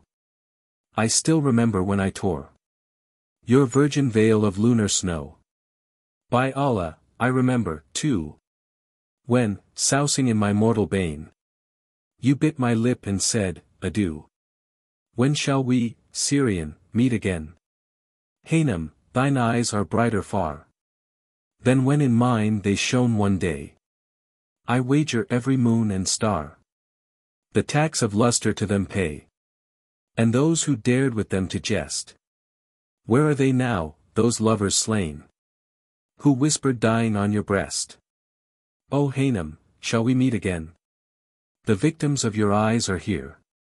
In pyramids they keep their clay. And even your sister flames are near. They fain would kiss my soul away. Full many a time from them you bore. This mortal love, this mortal gain. Remember Nubia's sable shore. When shall we, Hanem, meet again? L'envoy. Why quickly through the Cairo street? Will you return, shall I remain? Fate might not ever the chance repeat. When shall we, Hanem, meet again? O freedom! O freedom, in thy cause I fought. For 20 years I fought in vain. And in my mountain shelter not. But worthless trophies now remain. Yet in my heart I hear a cry, which never there makes a vain appeal. I would once more beneath thy sky brandish my sharp and shining steel. How much one stakes upon thy dream! How much for but thy name we pay! How cheap the passing ages seem, when years are given for thy day! How many still would fight and die in thine old cause and for thy weal!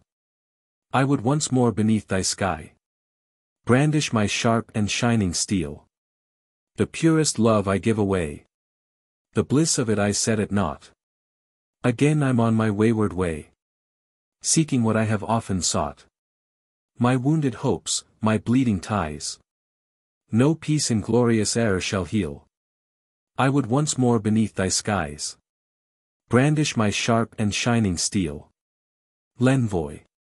O freedom, though thy price be high, though one for thee his life must seal, I would once more beneath thy sky brandish my sharp and shining steel. The Road of Make-Believe.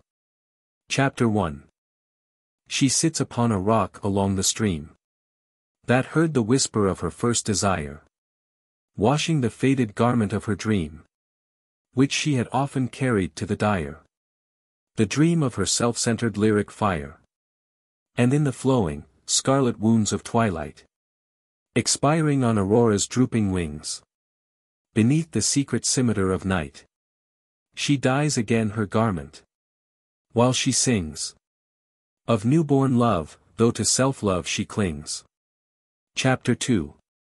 He seeks the path of glory in the noon, of self-intoxication, dreaming still, of power, wondering why the sun and moon are not yoked to the chariot of his will.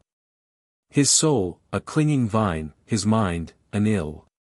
He beats against the peaks of earthbound dreams, subsisting on the thistles of his heart, but ever seeking, in the fitful gleams of his own fire, self-admiration's mart, to mend his horn or whet his venomed dart.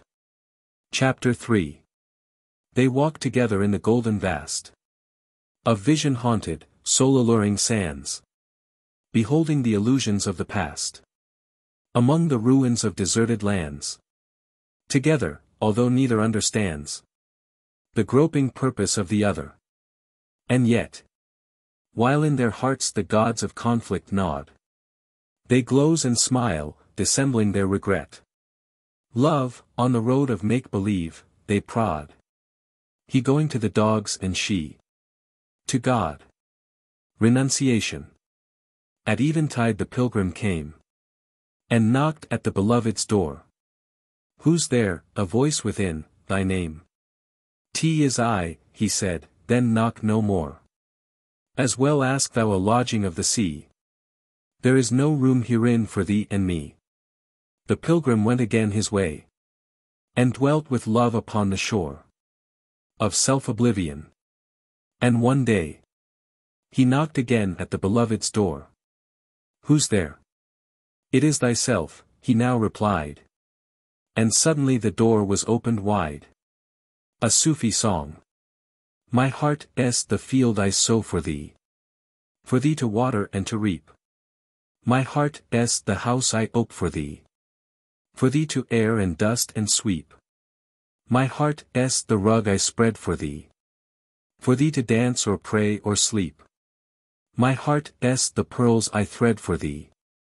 For thee to wear or break or keep. My heart s a sack of magic things. Magic carpets, caps and rings. To bring thee treasures from afar. And from the deep. The two brothers too. In the grotto the forest designed. Where the firefly first dreamed of the sun.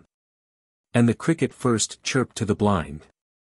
Zoophyte, in the cave of the mind. We were born and our cradle is one. We are brothers, together we dwelt. Unknown and unheard and unseen. For eons, together we felt. The urge of the forces that melt. The rocks into willowy green. For eons together we drifted. In the molten abysses of flame. While the cycles our heritage sifted. From the vapor and ooze, and uplifted. The image that now bears our name. I am God, thou art man, but the light. That mothers the planets, the sea. Of stardust that roofs every height. Of the universe. The gulfs of the night. They are surging in thee as in me. But out of the chaos, to lead us. The giants that borrow our eyes. And lend us their shoulders, must heed us. They yield us their purpose, they deed us. Forever the worlds and the skies. God of the distances, hear us. Chapter 1. God of the distances, hear us. Hear us and guide us today. Thy footsteps, though never so near us, are lost in the dust of the fray. Thy high priests, who often have spoken the word that was heeded, are mute. Their torch is extinguished, their token is distrust and discord and dispute. God of the distances, never was man, though still fettered, so free to challenge his star and to sever himself from the past and from thee. But we, though our spirit is broken, we heed thee again and anon. We trust thee, O God, though thy token be the desert, thy promise, the sun. Forever the distances call us. The distances veiled of the dream. And we come, whatsoever befall us. Our pledges and thine to redeem. We come. And though often we altered our course at the gates of dismay, we never looked backward or faltered.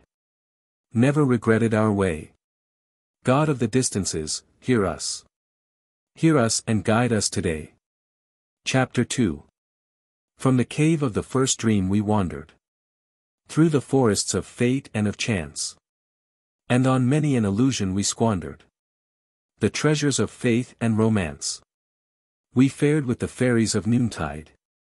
We roved with the jinn of the night. Our high priests we left on the wayside. Our prophets we lost on the height of rebellion recurrent.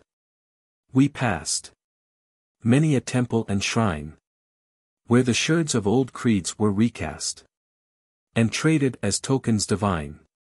We passed them, forever consoled, and cajoled by the voice, T is the way of your goal, your forebodings allay.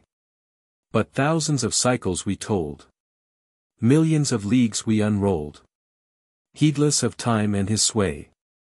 God of the visions of old, hear us and guide us today. Chapter 3. We sailed all the seas of the mind. We rounded the capes of the soul. We crossed all the channels that roll over the dead of our kind. And on many a beckoning strand, furrowed with silvery streams, we lingered, but lo, in the land were the desolate gardens of dreams.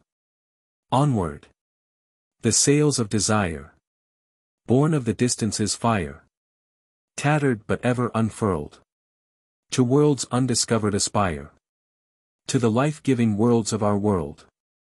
Onward, though no signs appear, where once rose the fairs of the seer and the prophet. On, to the goal, though veiled in the billows that roll over Orion. The fear of the distances never was liege. of our hearts, but the mazes besiege the bridges of faith on our way.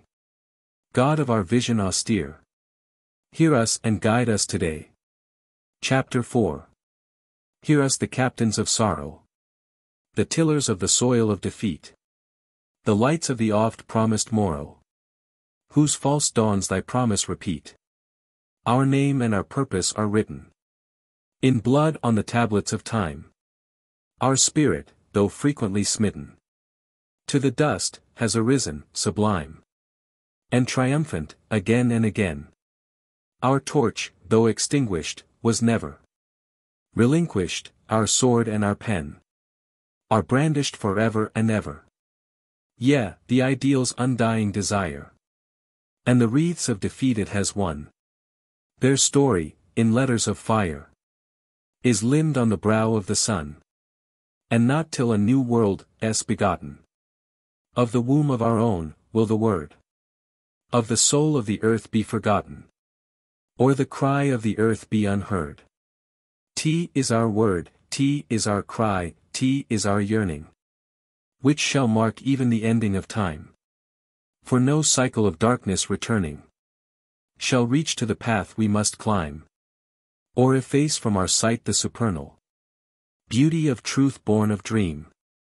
God of the vision eternal, we are thine, though in darkness we seem. But hear us, O hear us today, and help us again to our way. Badruddin, seek what you shall e'er possess.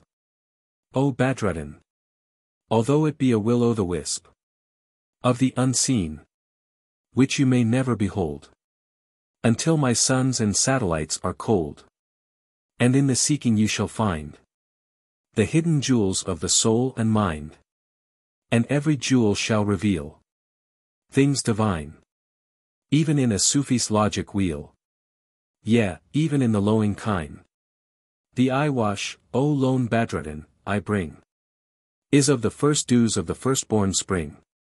Apply it and behold, your dog-bitten sandals are transformed into gold. Your staff, sand-eaten and far-wandering, is bursting into foliage, blossoming, bearing fruits of wondrous lush and glow. And underneath the heavy-laden tree, a maid, whose face dispels all human woe, is cooking sesame for you and me.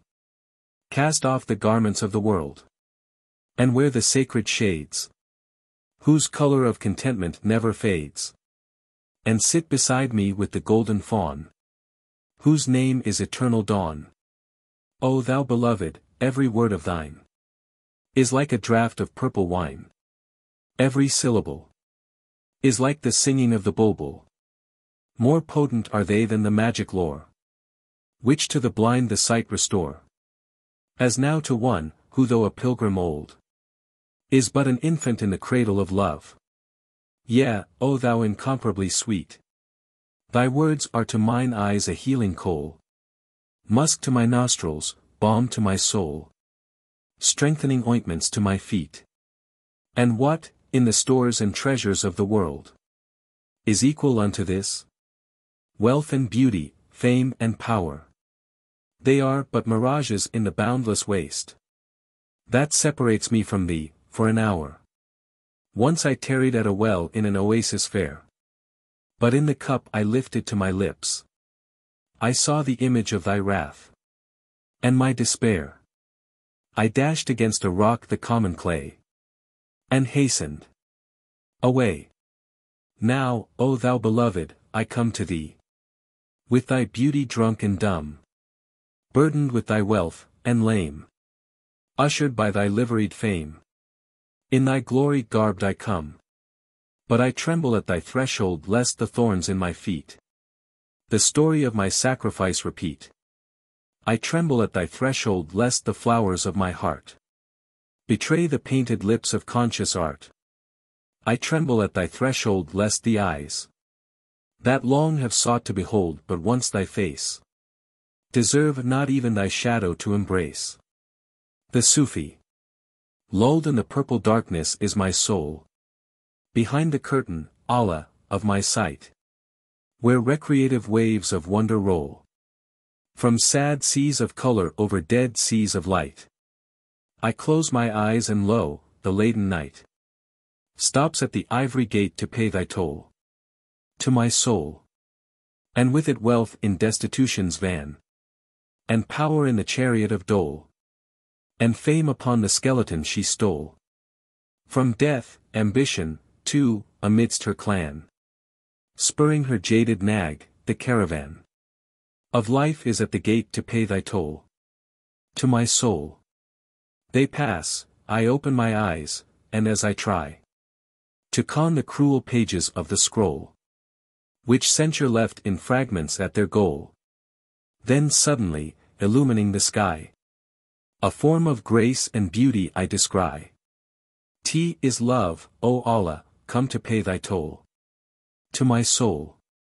But once, while lingering in the doleful shades, among the fallen, wine-stained colonnades, of what was once thy temple, where still troll, with languid step, the spirit of pagan maids, I saw thee, Allah, coming through the glades, with food of love, and from thy scrip I stole a jasmine for my hungry soul. The Fugitive. Chapter 1. I saw thee following me.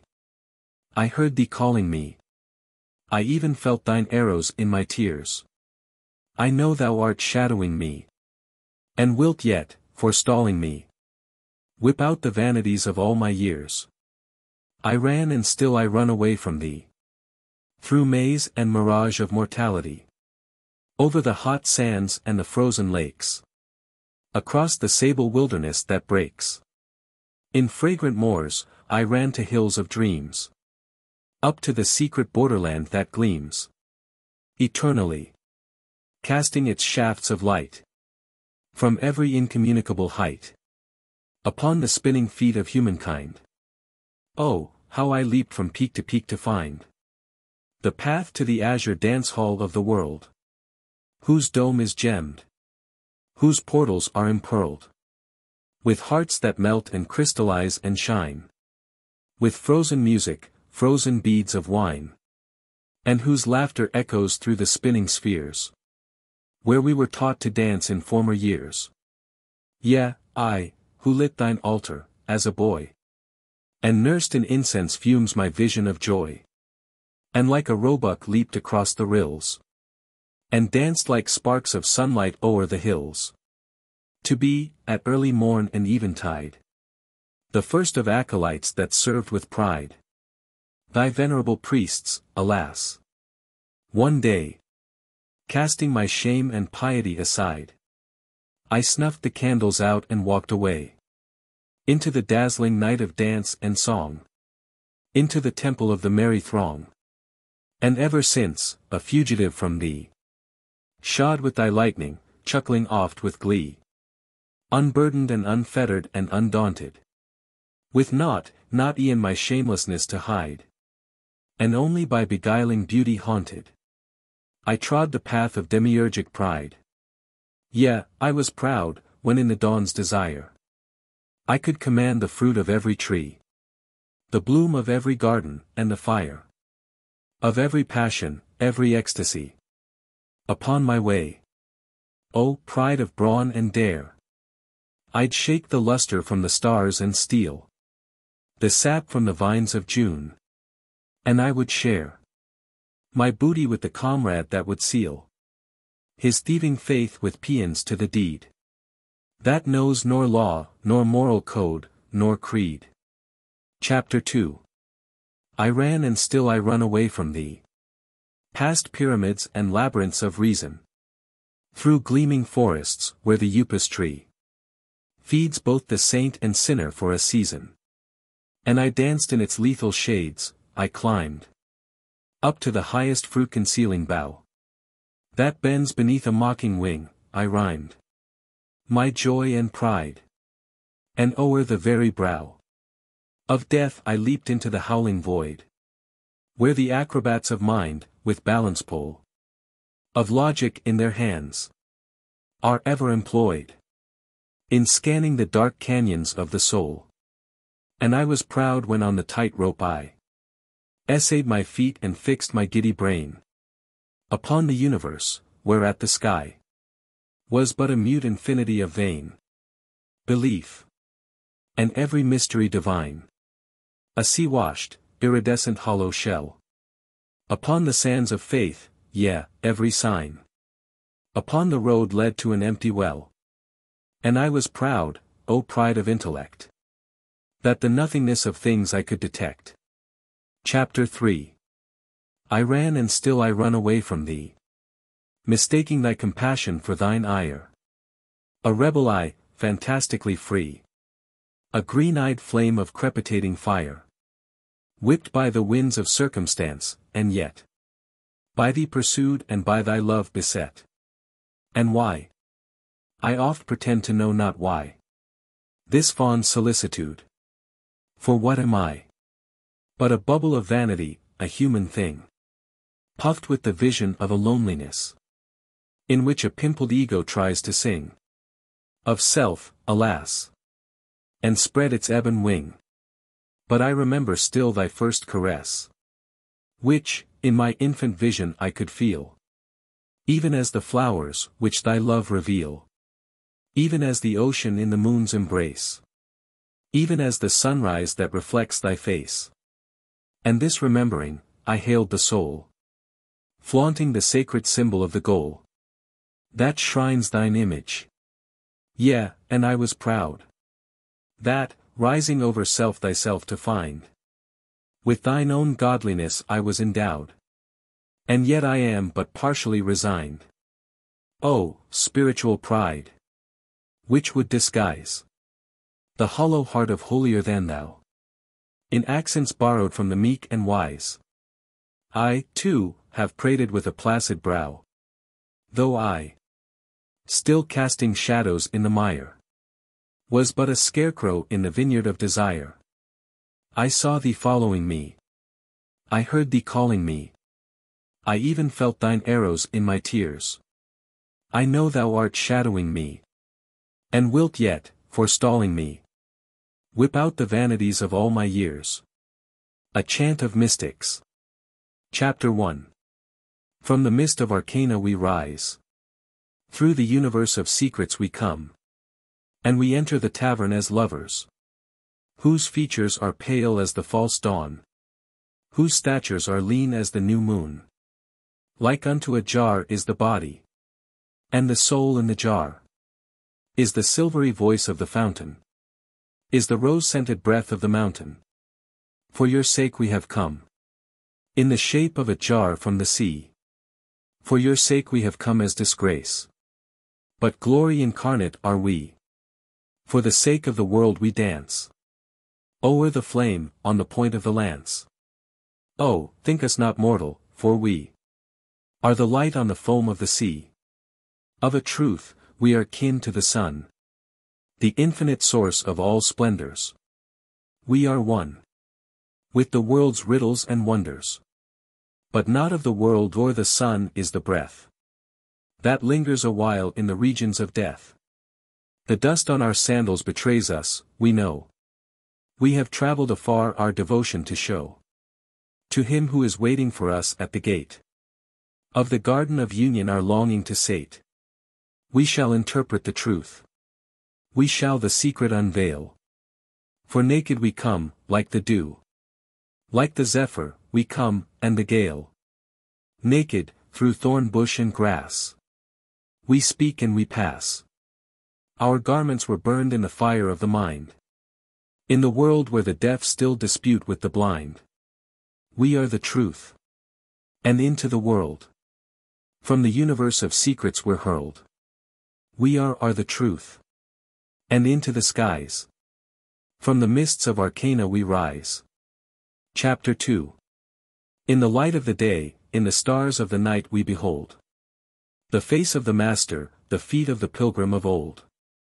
In the sigh of the wind and the voice of the thunder we hear the plaint of the bard and the rhapsodic chant of the seer. Without them, alas, we are dumb, though not deaf to the flute and the drum. But the vision is true. Allahu, Allahu. They are garbed in blue. Allahu, Allahu. They are drenched with dew. Allahu, Allahu. Hail, Sana I the moon of the soul. The guide and the road to the goal. Hail, Adder IV the vizier of birds. Who sing in his musk-scented words. Hail, Arabi V the tongue of the truth. The eye of the prophet, in sooth. Hail, Rabi'a VI the heart of the sphere. Beloved of the bard and the seer. The rosebud that rises to greet. The splendor beneath Allah's feet. Hail, Ghazali VII the weaver of light. The maker of wings for the flight. Hail, Hallaj VIII the diver divine. Whose pearls decorate every shrine. Whose blood was the pledge that his words, I am truth, shall forever be a sign. To Jalaluddin Rumi 9 all hail.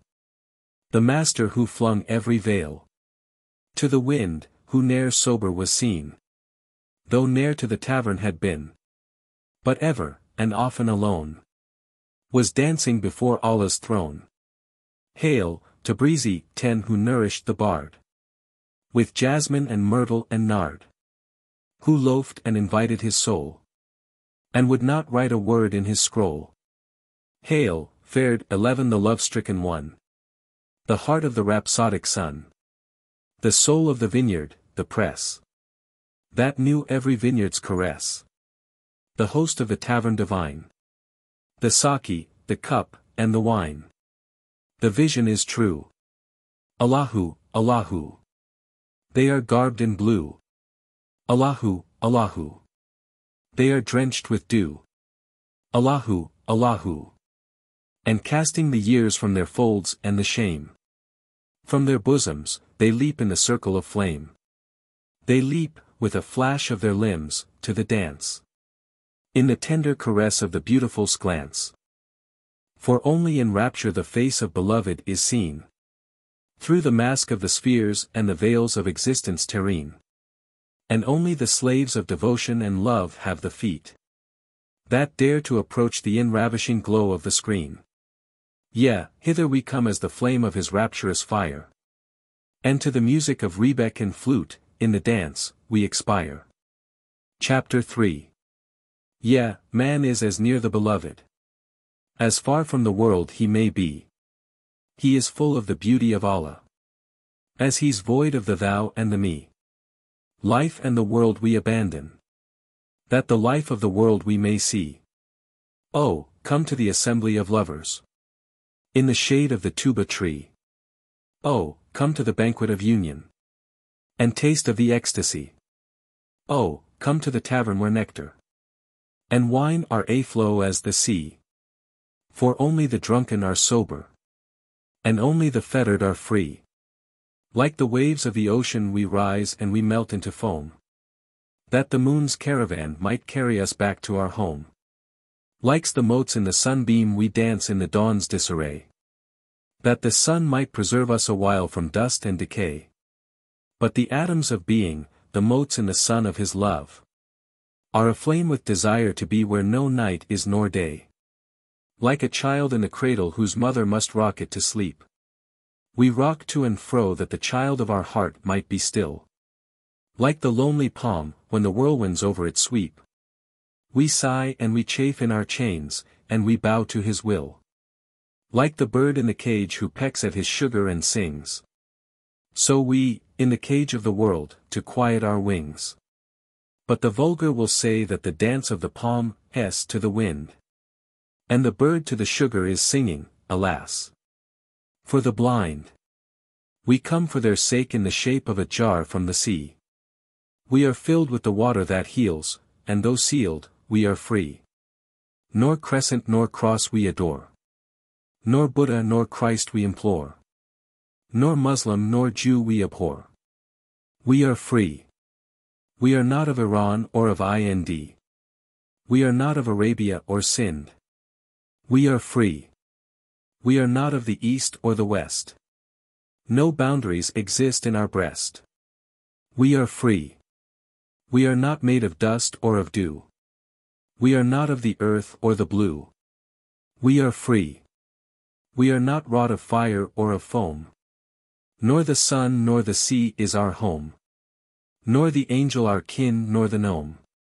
We are free. Yea, beyond all the moons and the suns and the stars, in a place where no shadow of horizon is, nor of darkness a trace. Where the garden of God is abloom on love's radiant strand. There is our temple, our home, and our own native land. Yea, body and soul to the world and the sun do we give. And in the first soul, the soul of beloved, eternally live. Chapter 4. Awake, O ye pilgrims, awake. O lovers, arise and prepare. The drum of departure we hear. The driver is come for the fair. The camels are ready, their bells are decking with silver the air. Awake, O ye pilgrims, awake. O lovers, arise and prepare. The nightingale sings on the branch to wake up the blossoms. The creek whispers a word to the fern, who follows, his favor to seek. The tulip is begging to go with the zephyr who kisses her cheek. The face of the mist is aglow, for dawn mounts the minaret to speak. Open the road is, and safe. No gates and no sentries are there. Awake, O ye pilgrims, awake. O lovers, arise and prepare. Each moment a spirit is sent, with a message of mystery sealed. Each moment a spirit goes forth, that the mystery might be revealed.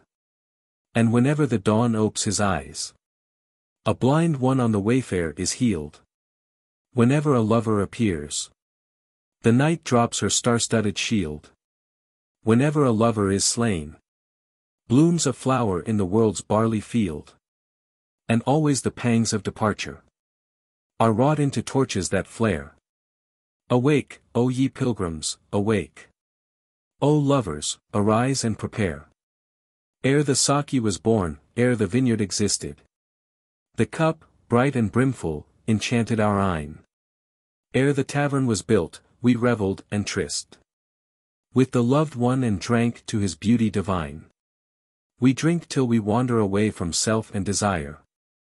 We drink till in drunkenness we, on his bosom, expire. We have known long ago all the raptures of madness. All the raptures of burning from childhood we know. In our soul is the soul of the mother of gladness. In our heart is the heart of the father of woe. Transported and smitten, we wander with ne'er a complaint. Our story entrances the sinner, in raptures the saint. Transported and smitten and drunk, we are thought to be mad. Self-abandoned, unity-seeking, we're the puzzle of fools. For the madman's madness is varied in art, and the sad piety-monger tickles his heart while he drools. Oh, mind not the strings of our robe, they were loosed in the revel. They snapped when we drank with the saint and danced with the devil. There is nothing that we would conceal in the seeking. Our love is the sun and our passion its flame. To dance hall or tavern, we come not a-sneaking. For the right and the wrong of the world are the same. And if you are a seeker, the blood of hypocrisy shed. Nor be trammeled by shame, take a poniard and cut off her head. For your sake we have come. In the shape of a jar from the sea. For your sake we have come as disgrace. But glory incarnate are we. Oh, think us not mortal, for we are the light on the foam of the sea. Still higher our rank, though we come with the flute and the drum. In the vales of the world do we come with the flute and the drum. As vigilant warders we come with the flute and the drum. To call you to the tavern we come with the flute and the drum. Chapter 5. Perchance in our sleep we become unaware of the circumstance strange of our birth. Perchance a hair divides the heaven and the earth. But whether 2 worlds or 100, the loved one is all. Only one do we seek, only one do we know. Only one do we hear, do we see, do we call. We come as the heroes and slaves of the mighty, the dear. We come as the mind and the soul of the violet sphere. What place have your meat and your bread? Where we were first born, and first fed. Through our eye and our ear. And now, without eyes we can see. Without tongues we can speak. Without ears we can hear. And when the clouds and the storms of the mind darken and shut out the skies, we kindle the torch of the heart, which we give to the mighty and wise. For the heart is the bird of a world made holy by song. T is the love-lorn and love-guided bulbul the owls among. And when it wings all exultant its way over mountain and moor, it dreads nor the depths nor the heights nor the transcending lure. The heart is a treasure of gold in the dust pit of things. T is the rebeck of love and of love forever it sings. T is the pearl in the sea and the fair on the shore of the mind. T is the ear of the deaf and the all-seeing eye of the blind. The heart is the maker of dreams, the alembic of power. T is the gate to all beauty, the key to the ivory tower. T is the crown of the Buddha, the Christ, T is the sword of the prophet. T the flame in the temple of faith, and of reason, the flower. The heart is the last star that leaves in the wake of the night, and the first star that ushers Aurora's pageant of light. T is the first and the last ray of hope, the salvation of man.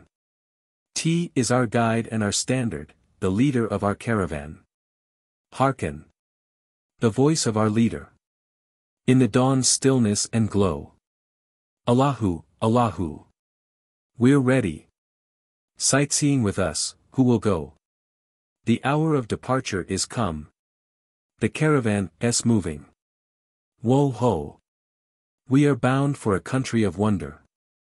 Sightseeing with us, who will go?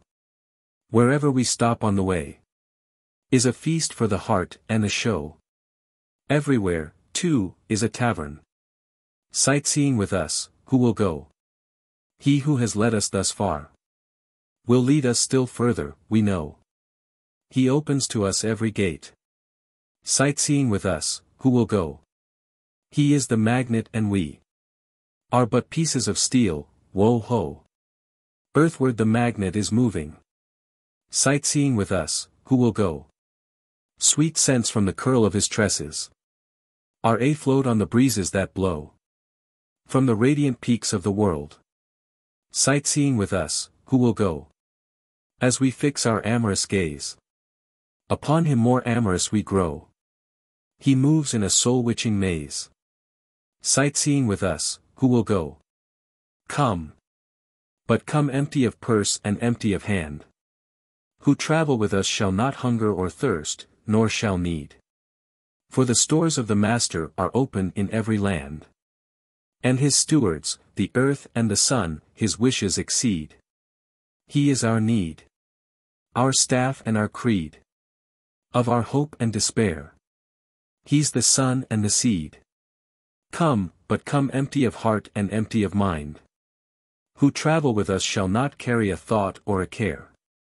For they who all things abandon, everything find. And they who are drawn to the loved one, escape every snare. He is our care, our goal and our snare, of our grief and our joy, the bequeather and heir. Chapter 6. Grape juice must ferment in the jar, ere it turns into wine. So the heart, in the jar of desire, to sparkle and shine, like the face of the mirror that is clear, of image and form. So the heart must be free e'en of shadows, to reflect the divine.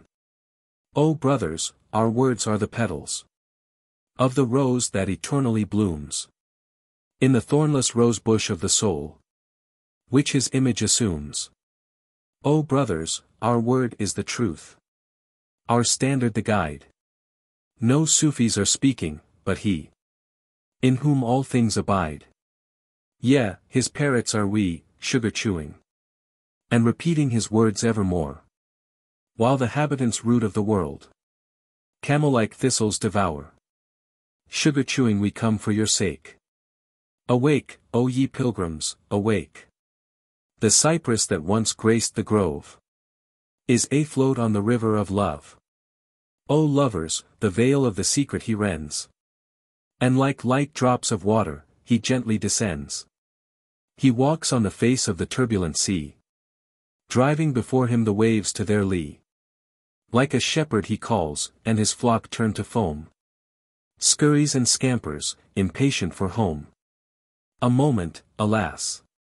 When his face is revealed, all the wounds of the world are miraculously healed. A moment, alas! When his light disappears, the world is submerged in an ocean of tears. We are the light that is spun for the firefly and the sun. We are the thread in the pearls of the sea and the tear. Make use of our pearls, and our foam, and our fire. For your sake we have come as disgrace from the sea. For your sake we have come in the flesh of desire. But glory and beauty incarnate are we. We are the flowers in his garden, the lights in his hall. The sign on his portal, but he is all, he is all. The banquet, the host, and the guest. The seeker, the sought, and the quest. All three. Is he. The given, the taker, the giver. Love, the beloved, the lover. All three. Is he. And we, to rejoin him, like torrents, escape through the hills. No fetters, no walls can restrain us, no welfare, no ills. Hope is sighing. Faith is crying. Creeds are dying. Allah, Allah. A clap of thunder rents asunder man's little wonder. Allah, Allah. Idols tumble in a jumble. Temples crumble. Allah, Allah. Flames are sweeping. Priests are reaping. Kings are weeping. Allah, Allah. Ashes cumber. Flame and ember. Who remember? Allah, Allah. Night is crawling. Stars are falling. Souls are calling. Allah, Allah. Orbs are winging. Fire bringing. And of him singing. Allah, Allah. Clove and nard, in his first garden. Wait his pardon. Allah, Allah. Every flower in his bower is love's dower. Allah, Allah. His compassion and his passion are our fashion. Allah, Allah. Whirl, whirl, whirl, till the world is the size of a pearl. Dance, dance, dance, till the world is like the point of a lance. Soar, soar, soar, till the world is no more.